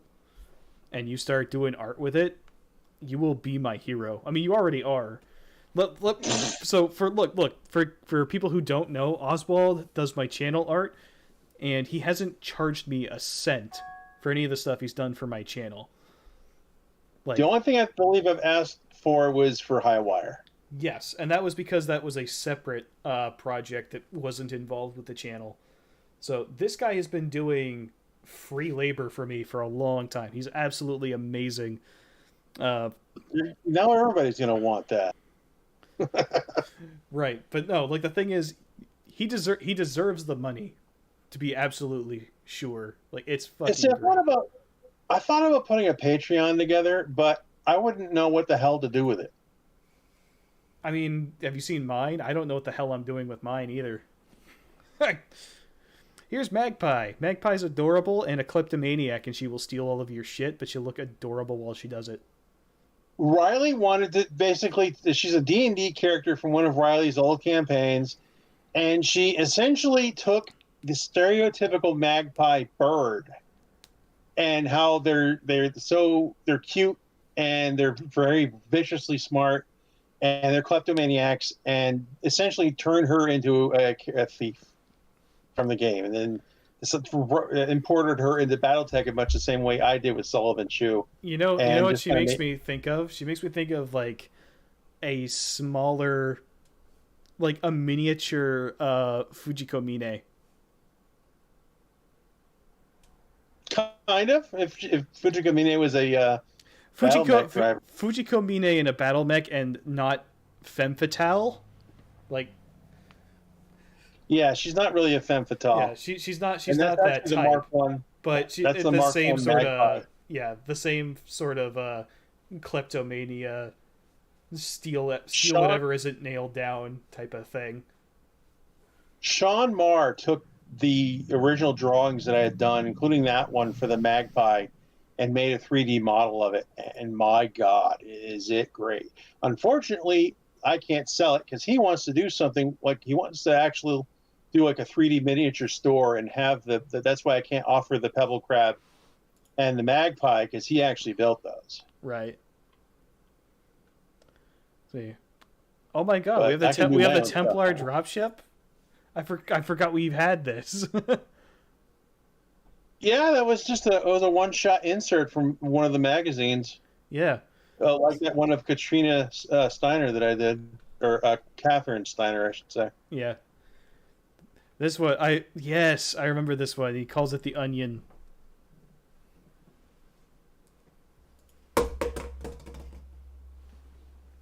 Sorry, my wife is just dropping shit on the floor. Dude, this thing, this particular one, the way that you've blended in with the background here, that actually looks incredibly good. I think I built that, but no, I need to build that. That's actually, it's called The Abyss. And essentially, Riley and I got our heads together, and she said she wanted to do a rework of the Wolverine. That was like a one-shot. Someone had kit bashed a Wolverine that was a leftover from the Minnesota tribe. And so essentially, I just started playing around with the design, gave it a slightly different loadout. And so it's like 85, maybe 80% Wolverine already. I just did some, swapping out some parts. I gave it, like some shoulder pauldron from like a Warhammer or something like that. Screwed around with the cockpit and it made it look a little different, but also, is that a Wolverine? That one's also free. There we go. Assuming Behemoth. Absolutely. Yeah, I have one that's a non-screen friendly for work of her, where she's posing with an artillery shell. That's right. You have some NSFW art of some of these girls as well, which is always a plus. Occasionally, I haven't had anybody in my life for several years. I'm not really interested in fucking my life up any more than it already is. So I get my jollies drawing naked girls once in a while. There's nothing wrong with that whatsoever. No shade. I absolutely... Dude, you think I haven't utilized a couple of those pictures once in a while? They're fucking great. Oh, here we go. Here we go. There you go. Yeah. Who could that be? Who the fuck could that I don't be? think I don't even think Razor even knows I did that. I think I asked permission on one of his live streams once to Taryn, and he's like, "Hell yeah, I don't care." Right? No, I know he's seen it. I know that he liked the image. Whether or not he knows that you specifically did it, I don't know, but Well, he doesn't know who the hell I am anyway. right. So it's good to know that he likes the drawing, though. That's good. Yeah, well, you posted it. I think we tagged him with it, and he was I like, don't "Yeah, think it's possible to tag him. I think his Discord setting is such that you actually can't tag him. I think that I know that he reacted to it because Oh, people did the emojis like on Discord, and like you could check and see who reacted to it. I'm sure if you use very, very, very seldom will he show up in his own Discord. yeah, very rarely. Once in the bluest of moons. There we go. There's Glitch right there. There's my girl. I love how you gave her a teddy bear. It's a lot of it. I took her personality because she doesn't have an arc in the game. She's not even really a character in the game. She's just a voice. And then a backstory they have on for Jessica Chernovskaya. And so a lot of what I took from her came from the feelings that I got, the inflections in her voice and some of the dialogue. And it's like, do you think we'll see any bears? And that kind of like childlike innocence of that. So I said, she'd be the type that might keep a teddy bear in the cockpit. She's just that kooky. Yeah, I could totally see. Well, that's like that's one of the things I like when I look at this image. I was like, that's personality, and it fits. Because like I got a similar sense. She just feels very childlike. It's great. She has massive little sister energy. Well, depending on how little we're talking about, because like I said, I could easily perv off her. Well, I mean, they're slightly younger than you, sister. Let's put it that way. Yeah. Yeah, Black like Widow senpai. here. That's the Mark II image of that image. The first one, George Ledoux actually grabbed and stuck in his Black Widow video a long time ago. It was like 5 years after the fact before I noticed he had like yanked it off my DeviantArt. Yeah, this is like, fucking dude. phenomenal. Like, god That's back damn. when I was still doing pen and ink. God damn. Warhammer and Pilot, This one both further sexy back. as hell.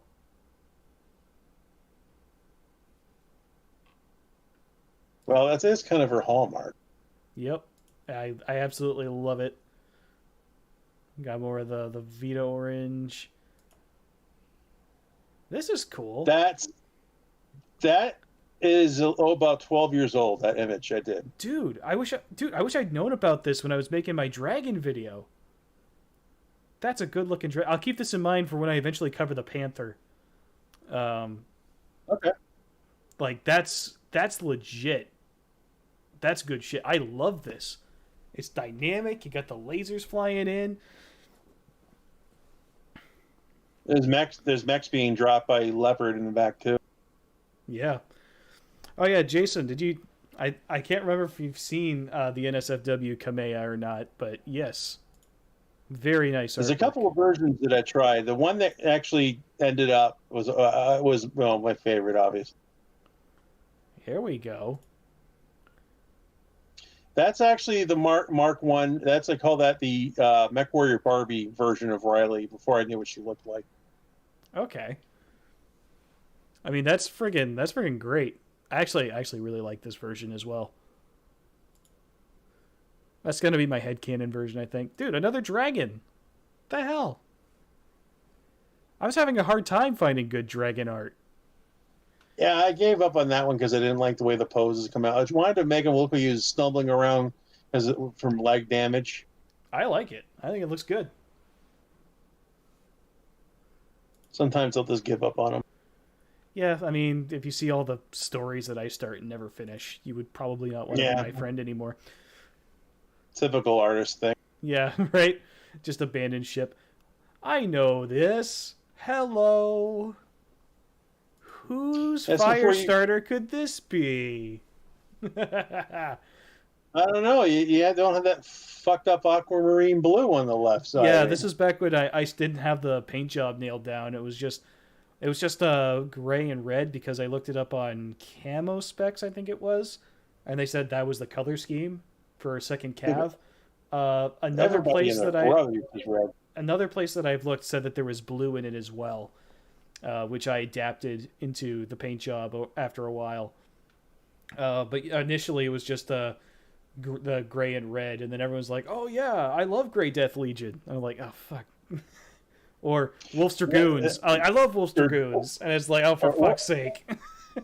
And then the other half is like, "No, those are Kellhounds." Yeah, it is the most common paint scheme in the Inner Sphere, so I was like, I have to do something a little different. Let's see, we got. Oh yes. Oh man, you got the adder doing the shot there. You still gonna get that one? Get that one? Yeah, for Amberly. Oh, at some point, yeah, she will upgrade. At the moment, I think I've got her in a commando.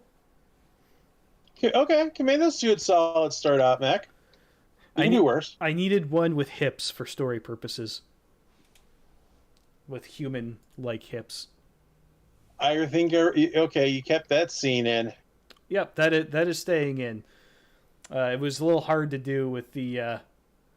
Well, I remembered because when I went through my artwork when I was going to send you the one that you saw earlier with all of them lined up, and Amberly, I did make her rather hippie-licious there.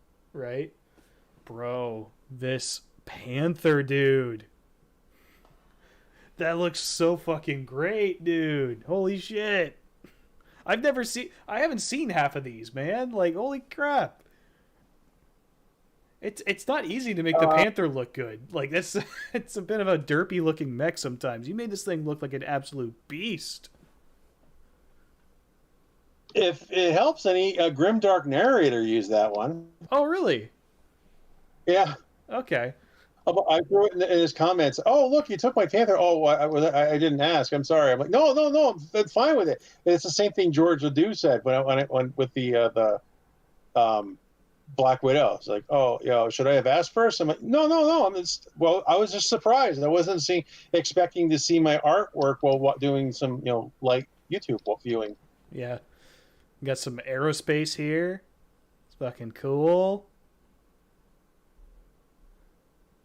Mage, ask Oswald to show you the unit insignia he made for me. Oh yeah, Jason, that's Roland. Oh yeah. Hold on. First, I'm gonna look at this because holy shit, that's cool. That is amazing. I love this. Holy shit. Wait a second. I recently modeled that. Wait a second. That's got a Rosselhag shield on it. Yeah. That's so cool.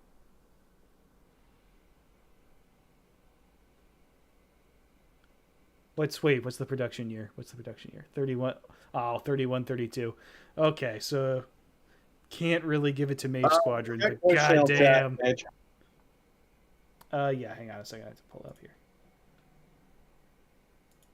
I've been pinged in like 3 different chats. Hang on.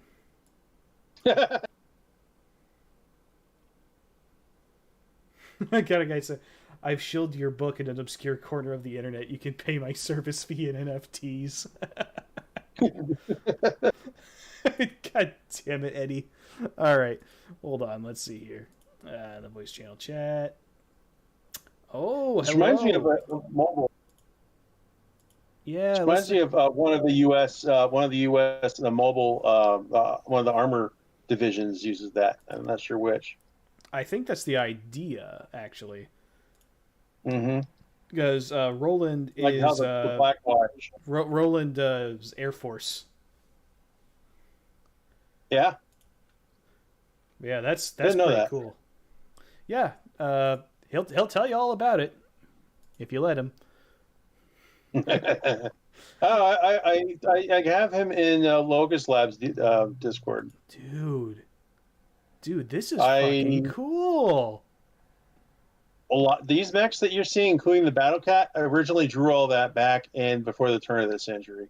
That's when I was into Gundam. Seriously, holy shit. This is super dope. I love this thing. Let's set it back a few decades earlier or something, because holy shit. I love that. Yeah, they definitely have a mecha look to them. Okay, now we have to take a look at this. There's a lot of armored core in there if you look at the weapons, how they mount on the back. Yeah, absolutely. God damn, dude. I can't believe I've never sat down and just scrolled through your work before. Oh, we have some of your Franken-minis. I've seen a few of these. Oh yeah, I've been into kit bashing for a long time. That's a Shadowhawk 2C. It has a fucking bat. I love it. I love this so much. I call that one walking tall. That's so fucking great. Holy shit. Man, it's called the Red Hawk. But this is the softest speaking battle mech out there because it has the biggest of sticks. You should rename it the Teddy Roosevelt. Yeah, right. Teddy Roosevelt's mech of choice. Oh goddamn. Yeah, some of these kit bash like Dark Age figures. You got to see the one that I have that carries nuclear mechanized Tonka truck with just a cannon on top. That's originally a minor mech, and I completely disassembled and reassembled it in a weird configuration. That's amazing. Look at this fucking dude. That's the one saving grace of the Dark Age, is that you get some wacky shit, and some of it is funny. This thing's also pretty fucking cool. That one has, I believe that's the one's got a thumper on it. Damn. Thumper and the Gauss rifle, because I was fucking stupid.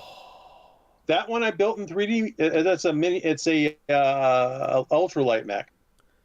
I really like that. I really like that. You got the what's this thing called? Halberd.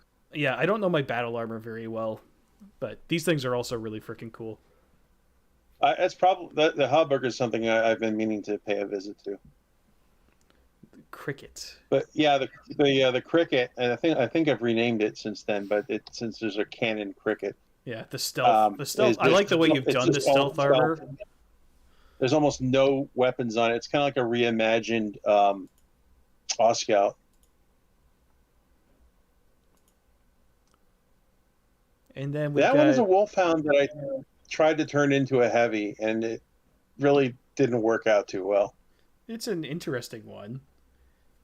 I'm probably going to redo it, including all of the do the specifications again, and then maybe go a little less on the ears. It looks like a weaponized fursuit. It's very clan influenced. That's what I said. A giant fursuit. Yeah, well, at least when in doubt, revert to type. And for the Calhounds, got a lot of Wolf Clan in Exile, references. We got the fucking Pebble Crab here with a Highlander and whatever that is in the back.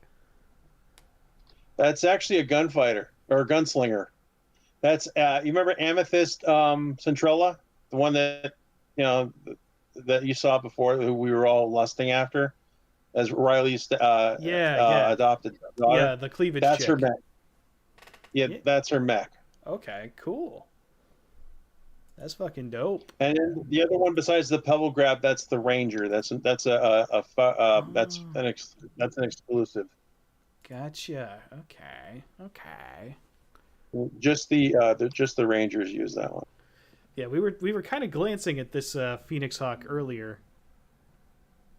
That's one of my favorites. A lot of people really like that one because of the way that got her musculature is gleaming with sweat, and she's dirty, and she looks like she's been climbing around in the jungle, which is on par for the character. Yeah, it is some of your best character work.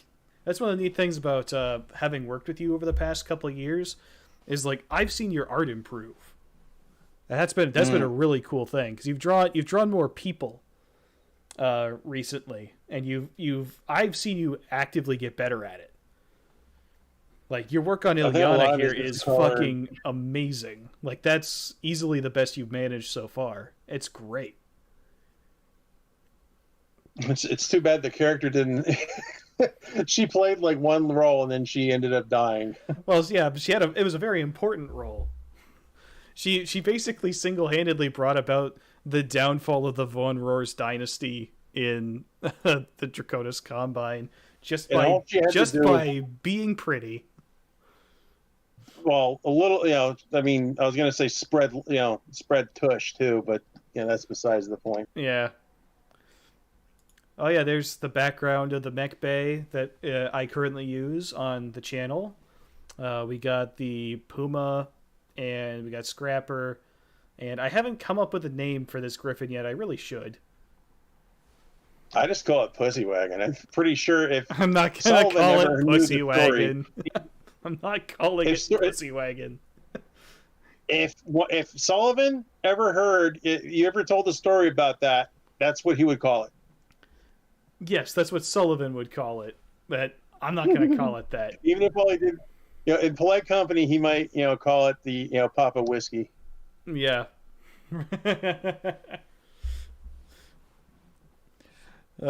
That's actually not a bad name, Papa Whiskey, because it's like, not only is it a phonetic abbreviation, but it also sounds like popping open a whiskey.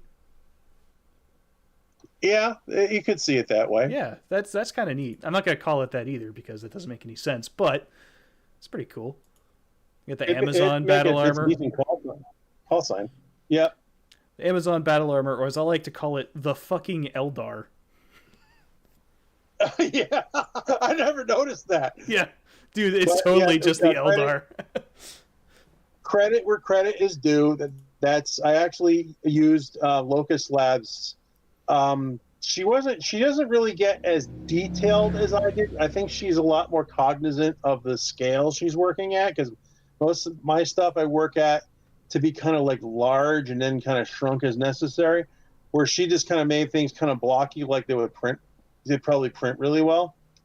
So I had to throw in a lot of details, and my God, now that I look at it, those do look like Eldar. Yeah, like Locust is a printer as well as a designer, so she kind of prints as she goes to make sure everything works out all right. That's my Achilles heel. I don't have a 3D printer. I've never met with that.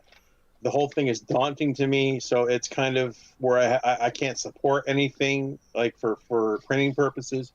So you're just kind of on your own there. But I do have the art part. We got some pebble underhand. crabs here. Oh, I love the pebble crab. We I have, actually learned a lot from Sean on movement and showing movement and the weight of the machine, and which is funny because he got it from watching. Oh God, Sir Dub's videos when he did, like, especially the Locust and the Hunchback.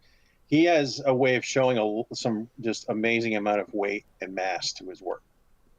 Yeah, so another way you can support Oswald, getting some t-shirts off of TeePublic. A lot of these bits of art you can have on shirts or coffee mugs, that type of thing.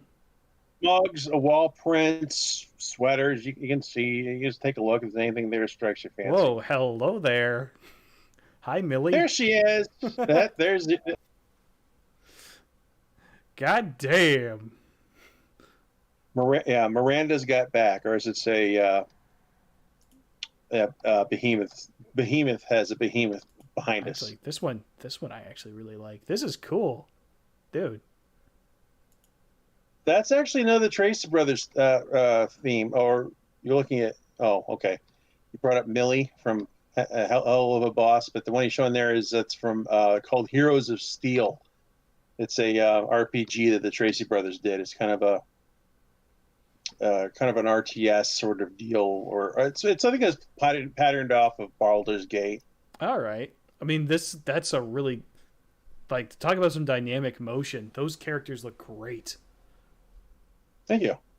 I love the Archer babe in the back. That's good stuff.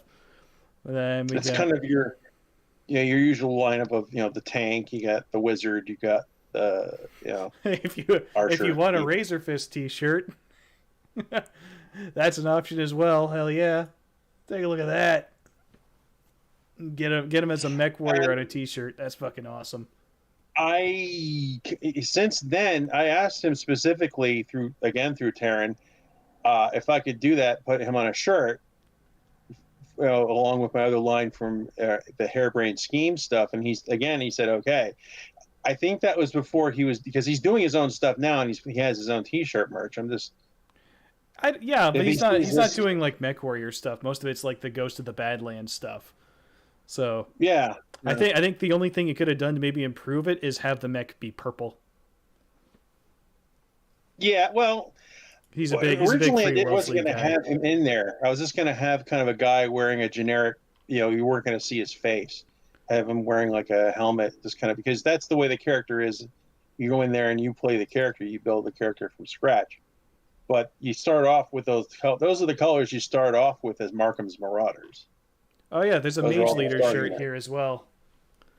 There's a few of them. I actually own this one. I own a couple of these shirts. I got this one in my wife's size because this is kind of us in mech warrior terms. So the character of Amberly I base very heavily off of her, and she's almost as hot as my wife. Brownie points. Exactly. So, hey, you want to get us on a shirt? There you go. You get us on a shirt. You support Oswald while you're at it. Or you can get a silhouette of an A10, because that's also really fucking cool. I guess the best part of, Mrs. Mage having Mrs. Mage on a shirt, is the shirt being on the floor. I don't know. Yeah, you can also... dude, I might get this one, actually. That's really fucking cool. That's really cool. I did a couple of things from like the 80s, like the Captain Power. Yeah. That's way before your time. You get Behemoth in a bikini. Someone actually did that. My ex-boss from when I worked at a security company got like all the girls. He wanted like all the girls because he said I draw women really well. So he got one of he's right. You totally do. Like, goddamn, she dummy thick. I can't help it. I couldn't help myself. I love redheads and I love big butts. Hey, no shade. If I could get away with it, I'd buy that shirt. I can't get away with it. No, but I suppose I could put that drawing I did of You got the fucking Mrs. Hunchback, Mage. Dude. Look at that. Look at that. The Hunchback 4G on a shirt. In the beautiful 80s, technical drawing vision. It's so cool. That is so freaking cool. The hammer hands as well. Fuck yeah. Hammer hands doesn't get enough love. Do one of these as a Templar, and I will buy the shirt. Let me redo the Templar, and before I do that, I got to finish the new title card. Right. Yeah, we have that project. Now that my book is actually finally finished, I can finally start focusing more on my other writing. That was something I had to finish. Oh, you get on a mug. Dude, look at how cool that mug looks. Oh, dude. The one from the artwork that we did for the audiobook you did for, what was it? Not Twist of the Knife, but the one that we did for Blaine Pardo. Yeah, that one right there. Yeah, Measure of a Hero. Yeah, that's another good one. Blaine has the mug and he has a shirt. Yeah, you get a sticker too. But yeah, no, like, dude, on a mug, on a fucking mug. I would have got one if I needed a mug for anything. Yeah, a travel mug. Do the travel mug. Hold on, dude. That's cool. I might actually get that. Like, that's cool, bro. That is. But so you have to make cool. rent. You got to make rent. I know I gotta make rent, but at some point, I'm totally gonna get one of these on a travel mug. There's so many good designs here, dude. That's probably what I'm gonna do for Christmas, since my monetary situation isn't all that great. So I need to at least get this on a mug, because Like, So every time I buy one of these for myself or a family member, I make a little bit of that money back. So um, that's probably what I'll end up doing this year if I do anything for Christmas for any of my family. Is I'll just kind of throw it's a them little stuff for my stretched teacher. on the travel mugs. The regular coffee mug, probably the best bet for that. That looks great though. I like the Major Leader one that really pops. I'm trying to think. I think it was Arcos Raid who said that he had. He has one of these mugs. He sent me a picture of him drinking out of it. It was super cool. One of the coolest things has been fans with. We don't have a lot of merch, but the little bit that we have, sometimes they'll show it off to me and be like, "Hey, I got your thing," and I'm like, "That's fucking cool." When I first launched the T-shirt store, I got so many sales; it was insane. And then for the last 2 months, it's been nothing. But then again, I don't go out and I don't plug myself every day because I don't want to be that annoying. Yeah, You but know, like so many people, everybody's got a store for shit now, and I don't want to be the annoying one. So I just kind of let people blunder into it. Most of the time. Oswald's humble like that. The thing is, like, that's one of the reasons I want to do this stream is because there's so much good shit here that I think the community would really, really love. And frankly, Oswald deserves some remuneration for the crazy amount of work he's put in. There's like weeks of work just in these few pictures here. I mean, I lost my job, and I'm not really going to get another one because of a medical condition, and so I have a lot of time on my hands. So, and I constantly need to be doing something. So, more often than not, I'm doing the stuff like this, either this or 3D art or whatever. I will say this, dude. Plug your stuff. Like when you upload it, show it off. Say that there's like a T-shirt and a mug available. People will absolutely start to notice. Your cult stuff is already starting to get a bit of a following. I think that's a fantastic resource on its own.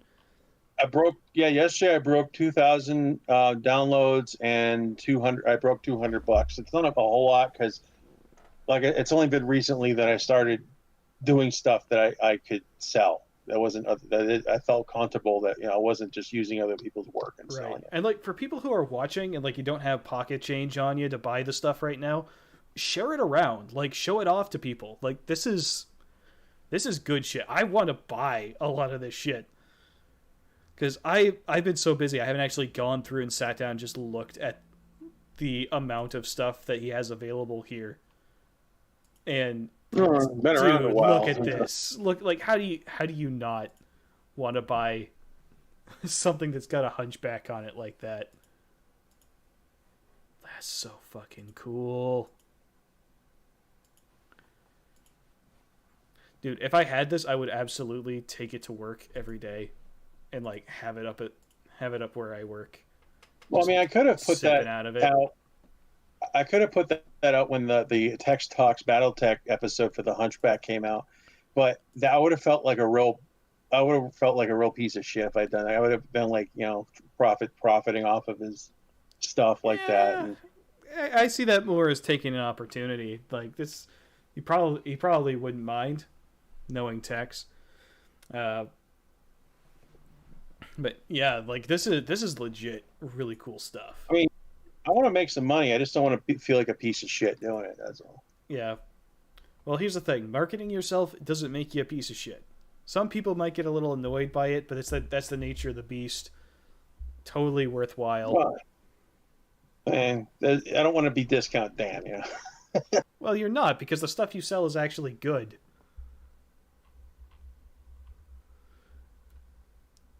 That's for the reach. I have this shirt as well. That's a really cool one.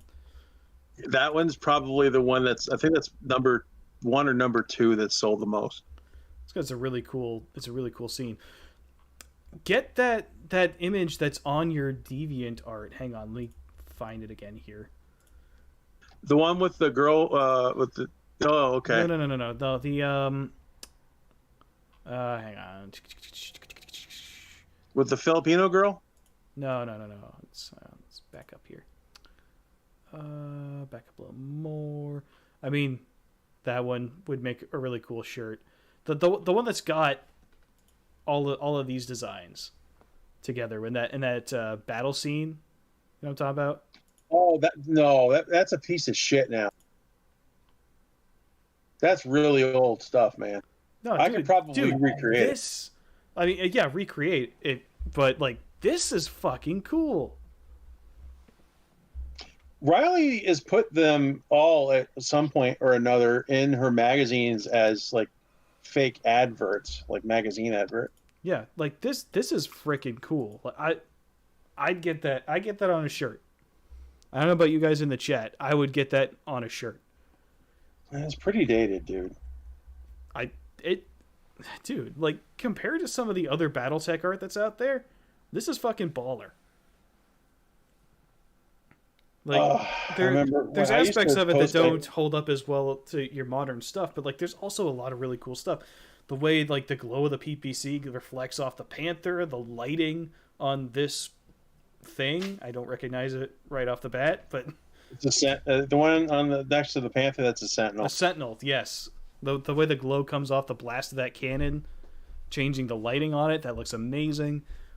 I mean, the dragon looks like a dragon, so there's only so much you can do, but it looks like a dragon, so that's good. You made a spider look cool. You should not be able to make a spider look cool, but you've done it. I don't know. Flying Debris did. Yeah. It's still primarily a piece of shit, but it's still a spider. I think it's a great piece of art. I love the way it looks like they're actively engaged in a fight. While also Spaceman M, check out my cult page. I did a 60-ton rework from the Majesty's Intelligence Report 3160 called the Sentinel, the Grand Sentinel, which is took the Sentinel and its look, and I scaled it up to 60 tons. All right, let's see. Where's it at? This thing. Yeah, that's it. This is another one of the free ones. Mm-hmm. That was another practice Sentinel. I just kind of put it together through other parts. That's freaking cool. That's so neat. I remember when you were making this one, you were really proud of it. Mm-hmm. That was pretty soon. I was mostly jazzed that I was able to start building stuff at all. That's right. This is an early one. Mm-hmm. It's fucking cool though. Like that's absolutely baller. I like the Sentinel. I like the spheroid, like the fireball. And there's somebody else out there on Cults did a fireball, but it looks like a squashed Kintaro. It looks like a squashed Flying Debris Kintaro. So I kind of went and took the design and I tweaked it enough and really tortured it and into something that looks a lot more like the Mr. Egg shape that you like to call, the fireball.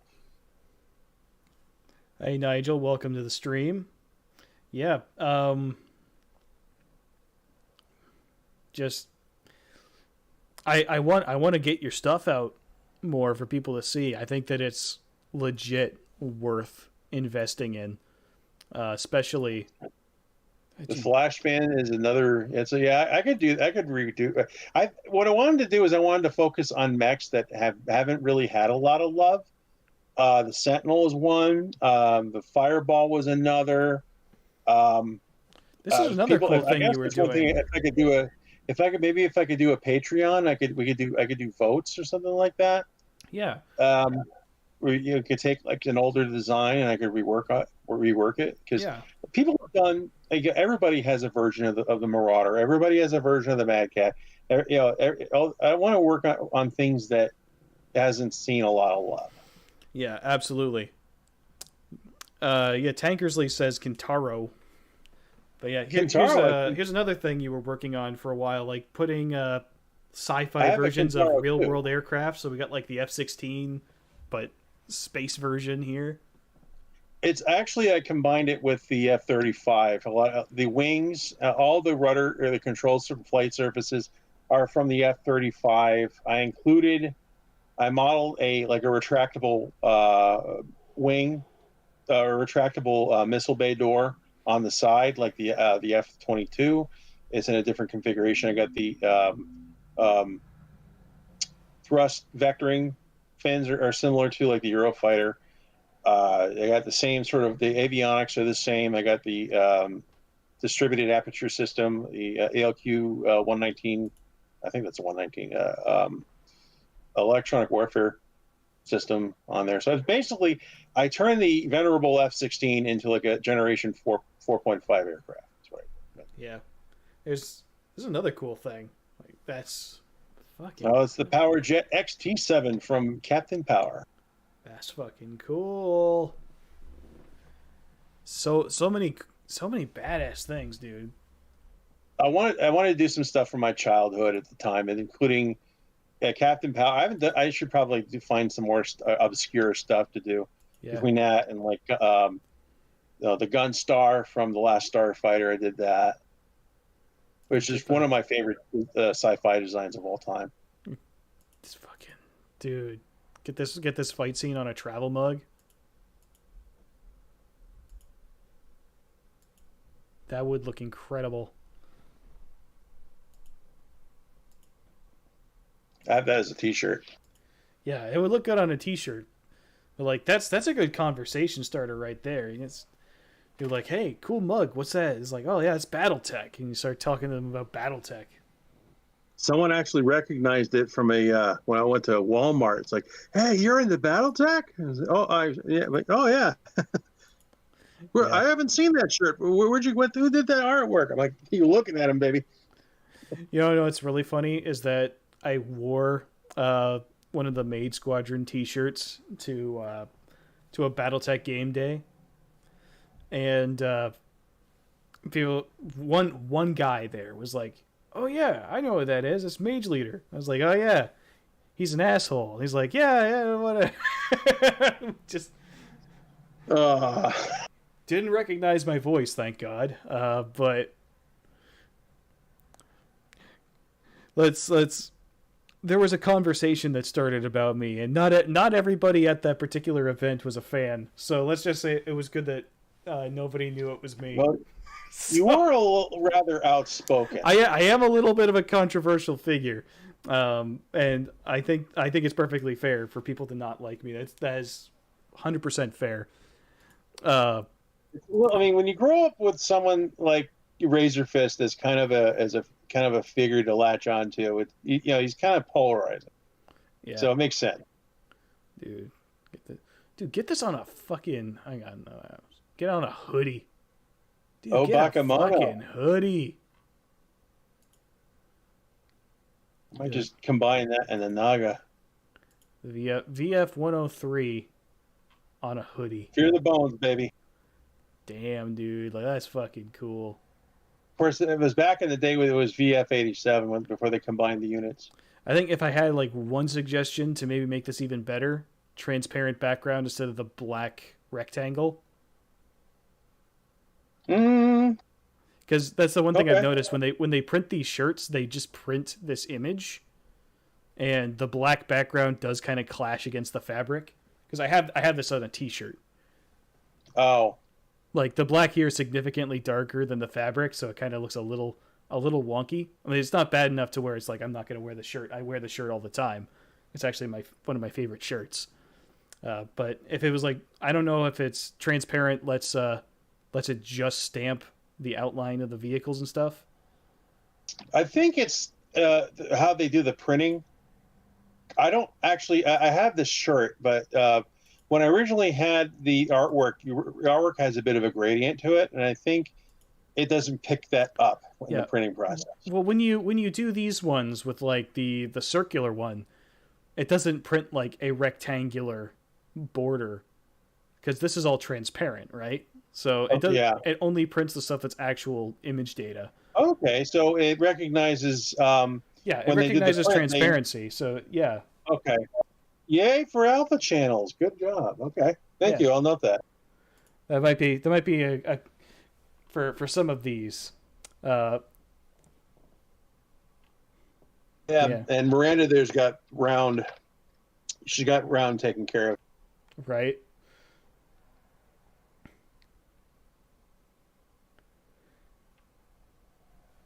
Another thing that might be a cool idea is when you do these sort of square scenes,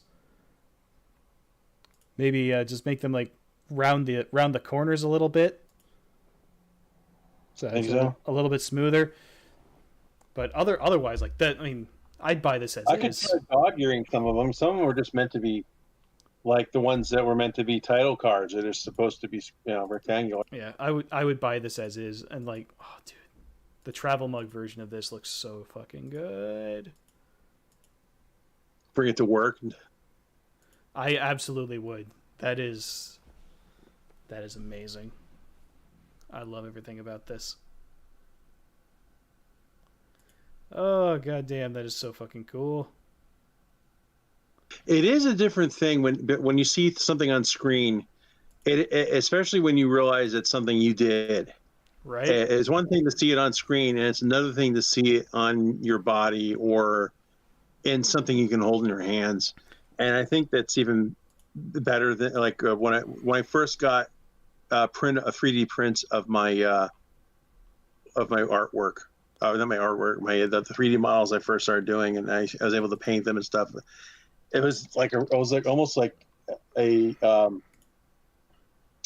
it was like a fantasy of mine, because I always wanted to have something to be able to do stuff like this. I assume it's a similar feeling to what I felt like when I saw your drawings of stuff for the first time, like characters that I'd only ever thought up in my head, had a vague idea of what they would look like, and then just having something to go with it.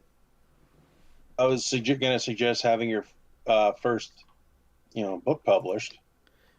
Well, yeah, that's another thing as well. That'll be a big thing. I have a physical copy coming in, a proof copy being sent to me from Amazon in paperback, and that is going to be really fucking cool when it gets here.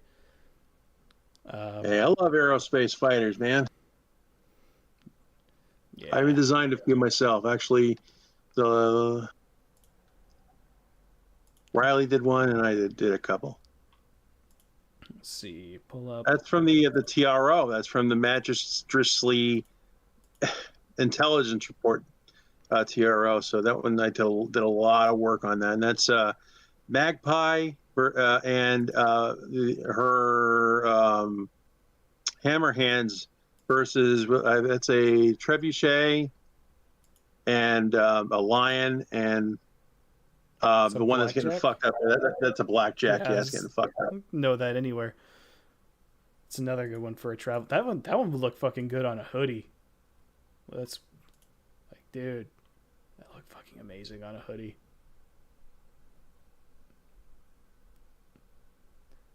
That's fucking cool. But yeah, like getting something that you've worked hard on and actually getting to hold it in your hands, that's gonna be freaking amazing. I'm looking forward to that. Did I call it? I'm gonna have to change that. Rillery's Rangers in Combat. I spelt that wrong. Damn it. Oh, I didn't even notice. Yeah, Rillery's. I figure, someone's gonna spend, $40 on the hoodie. I should probably take the spell it right. Give you a shit about you spell it right. Yeah. Yeah, dude. Like, there's nothing worse than coming back to something you worked on ages later and finding a typo in it. And you're just like, oh, that's been there this whole time. Everyone knows I'm an idiot. I think that was a Seinfeld episode. Yeah. Oh, it's probably at some point. That's what I was doing. Dude, like a couple weeks ago, I thought my book was done. I finished. I was like, okay, it's done. I'm not touching it anymore. I formatted it and I started reading through it, and then I noticed like 3 typos in different places. I'm like, fuck. Oh, that happens every time. Every time. I've written like you've read a few of my things, and every time I would go, I've done a couple of things on like fanfiction.net, and when I would write, I'd proofread it 5, 6, 7 times.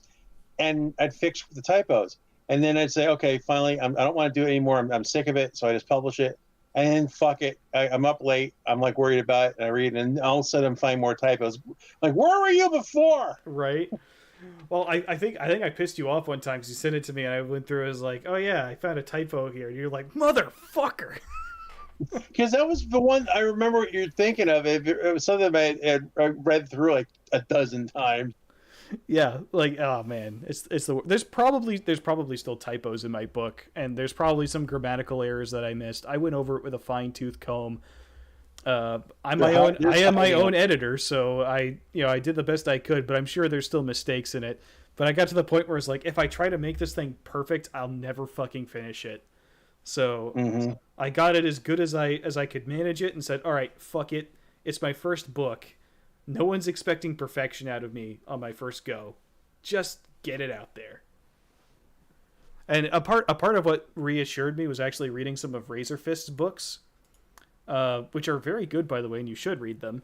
But like I was reading The Long Moonlight, and within the first couple chapters, I noticed like a couple grammar errors, and even kind of a storytelling error where he referred to a character by their name before they were properly introduced. Like, you know what I'm talking about? So, he described the action of a new character, calling them by name. So you're reading it, you're like, wait, who? Who is this guy? And then like like in the next paragraph or the one after that, he actually introduced that character. As like, so you're supposed to refer to them by name after you introduce them. You can tell that he moved some had changed some things around in the pacing. Yeah, where things appear, but he forgot to change them. Yeah. Or he was writing in stream of consciousness at the time. Like I do that sort of thing a lot. Something that they missed while they were editing. So it's like, hey, even the people I look up to make mistakes every now and again, and that's fine because the story still kicks ass. So we're all human beings. Yeah, exactly. So, I'm not writing fucking Lord of the Rings here. It's as my carpentry teacher used to say, it's not a piano. Is because a piano, for those of you who know carpentry, a piano needs to be built perfectly to has very, very tight tolerances. If you mess up even a little bit, it doesn't work right. You have to basically start all over. So when we're working on something and we make a mistake, we'd be off by like a 1/16 of an inch, or we didn't get the cut right, or we had to use putty to cover up a gouge we'd made in the wood. He'd always look at us and be like, hey, listen, it's not a fucking piano. And he'd say fucking too, because he was that type of teacher. Yeah, you mean based. Yeah, exactly. It's not a fucking piano. You can just work with it. So, yeah, absolutely. But anyway, we've been going for about 2.5 hours now. I think we're going to call it there. It's time flies. It's been amazing fun. Everyone who's joined us, thank you so much for joining in. I'm sorry we didn't get to a lot of your quick. Well, let's go back through the chat and read some of these before we pop off here. Let's see if we can find some questions people have asked. It's mostly been them debating with each other in there, commenting on everything. Derek Johnson thinking of a yellow and pink mech with Pussy Wagon stamped on it. That's going to be a thing now, right? Yeah, that's a thing now. You're thinking E2D2. What do you think? An armored train could be a transformer. I'm pretty sure hasn't that been done? I'm sure it's been done. Yeah, Thomas the Tank Former. Armored or train. Thomas the Train Former, something like that. It was like a Chinese bootlegger that did that and then turned it into all the trains from Thomas the Tank Engine into Voltron. It was fucking awesome. Yeah. Let's see here. Oh yeah, Aaron J. The Transformers Armada game on PS2 is better than the 2007 game made for the movie. I won't disagree, but also I think that 2007 game was still pretty good. But yeah, the Transformers Armada game was great. Arguably better than the show. You start off and you're playing as Hotshot. No, you can play as Optimus from the word go if you want. I think you have a choice of 3. You have Hotshot, you have Optimus, and then shit. What's the name of the cop car? Prowl. Is it Prowl? Yeah. Hold on, sometimes it's been so long. The animated version of Jazz is like a police motorcycle, but Usually Prowl is a cop.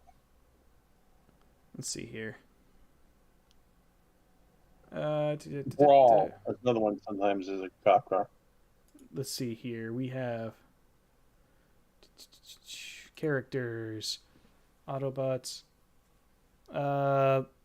Says, oh, is it Sideswipe? Hold on. It's never police car. No, Sideswipe isn't. I did. It's Sideswipe is like one of the only characters No, I it's like not from him. this Revenge of the Fallen. Weird. I don't see him. Oh, is it Red Alert? That's his name. Red Alert, yeah. Yeah, Red Alert. That's him. Yeah, I think Red Alert is the other guy you can play as at the start of the Armada game. That's kind of an obscure mech. I believe he was one of the Protectobots in the G1 continuity. Let's see here. Yep, wasn't the first person to point out that the Amazon armor looked like an Eldar. Yeah, that. Let's see, Death by Snoo Snoo. A few people saying God smash. bless memory. A bunch of people reacting to your female artwork by saying smash. I'll take it. Guy really likes God your bless Sparrowhawks. flaming dump truck that it sometimes is. And Pointman Frosty says those Sparrowhawks rock.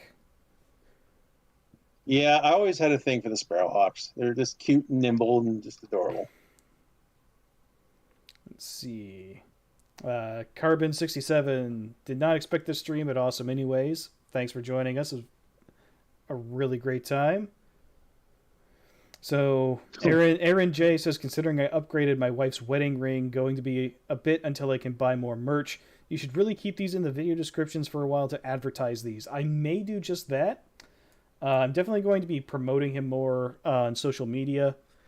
I want to make Oswald into a thing because I think he's good enough to be a thing. So let's go and make him a thing, guys. Okay, you can be thing 1 and I can be thing 2. Yeah, right. Let's see. The Thorn from Ghost of Winter hasn't had much love in decades. The Thorn, yeah, that one's scrappy. I think, yeah, Razor Fist. That was from what, Ghost of Winter? Yes. Let's see. Razor did a great job with those. Nigel Smith says, I'm a professional model maker and would love to have more large-scale mech models to build. Well, the ones that I've done myself, I think can be, they're like modeled to at least like 3 to 6 inches, and they can be scaled up because I have the details set, or because I build them large and just kind of shrink them.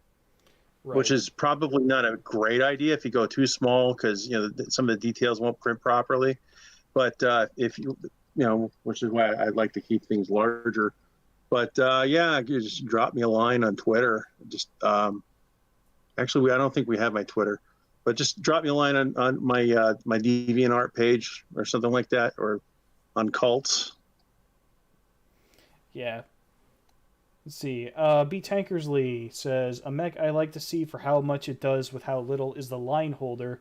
I built an Omni that's basically the same idea, but it's a 50-ton 5.8 with 20.5 tons of pod space.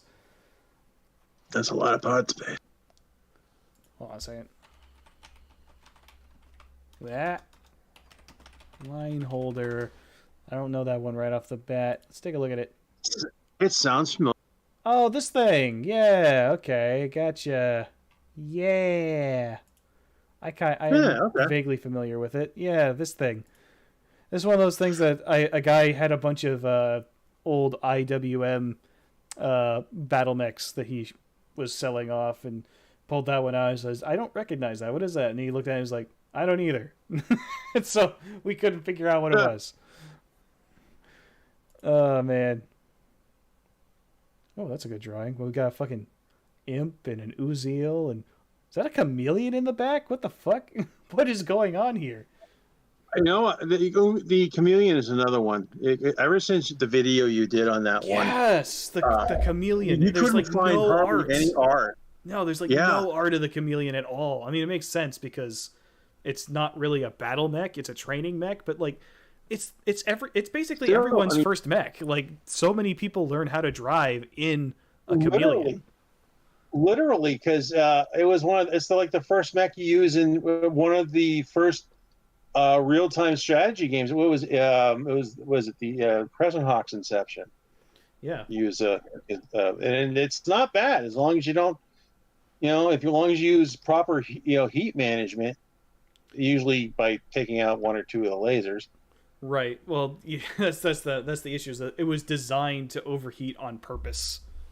Like, Yeah. so it's not a great. management. I think how I put it in my video was, if you reach the situation where you have to put a chameleon into battle, it's probably a good sign you should have surrendered a week ago. Yeah, but I mean, it can defend itself. It can. It has weapons, is and they whether do you damage. really want to. It has a scary loadout. Like, it will overheat if you alpha strike, but that's a scary fucking It's like, what, 6 medium lasers and a large?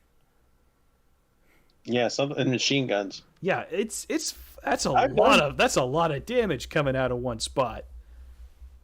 I've done dumpier mechs before. Some of the stuff, like the cricket, has got like either a flamer and a SRM4 or even less. I've done some industrial mechs too, so this wouldn't be the craziest thing I've ever done. All right. Well, we really need to call it here. We've gotten through the chat. We're pretty much caught up. But again, thanks to everybody for joining in. Give Oswald some business, or if you can't afford to buy stuff right now, I know the economy's tight, things are rough right now. Share them around. Show off some of this artwork. Like, you can find him on Twitter and various other social medias. Share this stuff around, like Discord servers. Help everybody find this guy. Because for real, like, this is good shit. Let's make this guy big. This is fantastic. I love everything about it. But thank you all so much for coming in. I had a great time chatting with Oswald. We haven't hung out in a while. It's been a great time. I've seen artwork from him today that I've never seen before. That's always a really cool thing to do. So I've been around. so until next time, folks, this is Mage Leader signing off.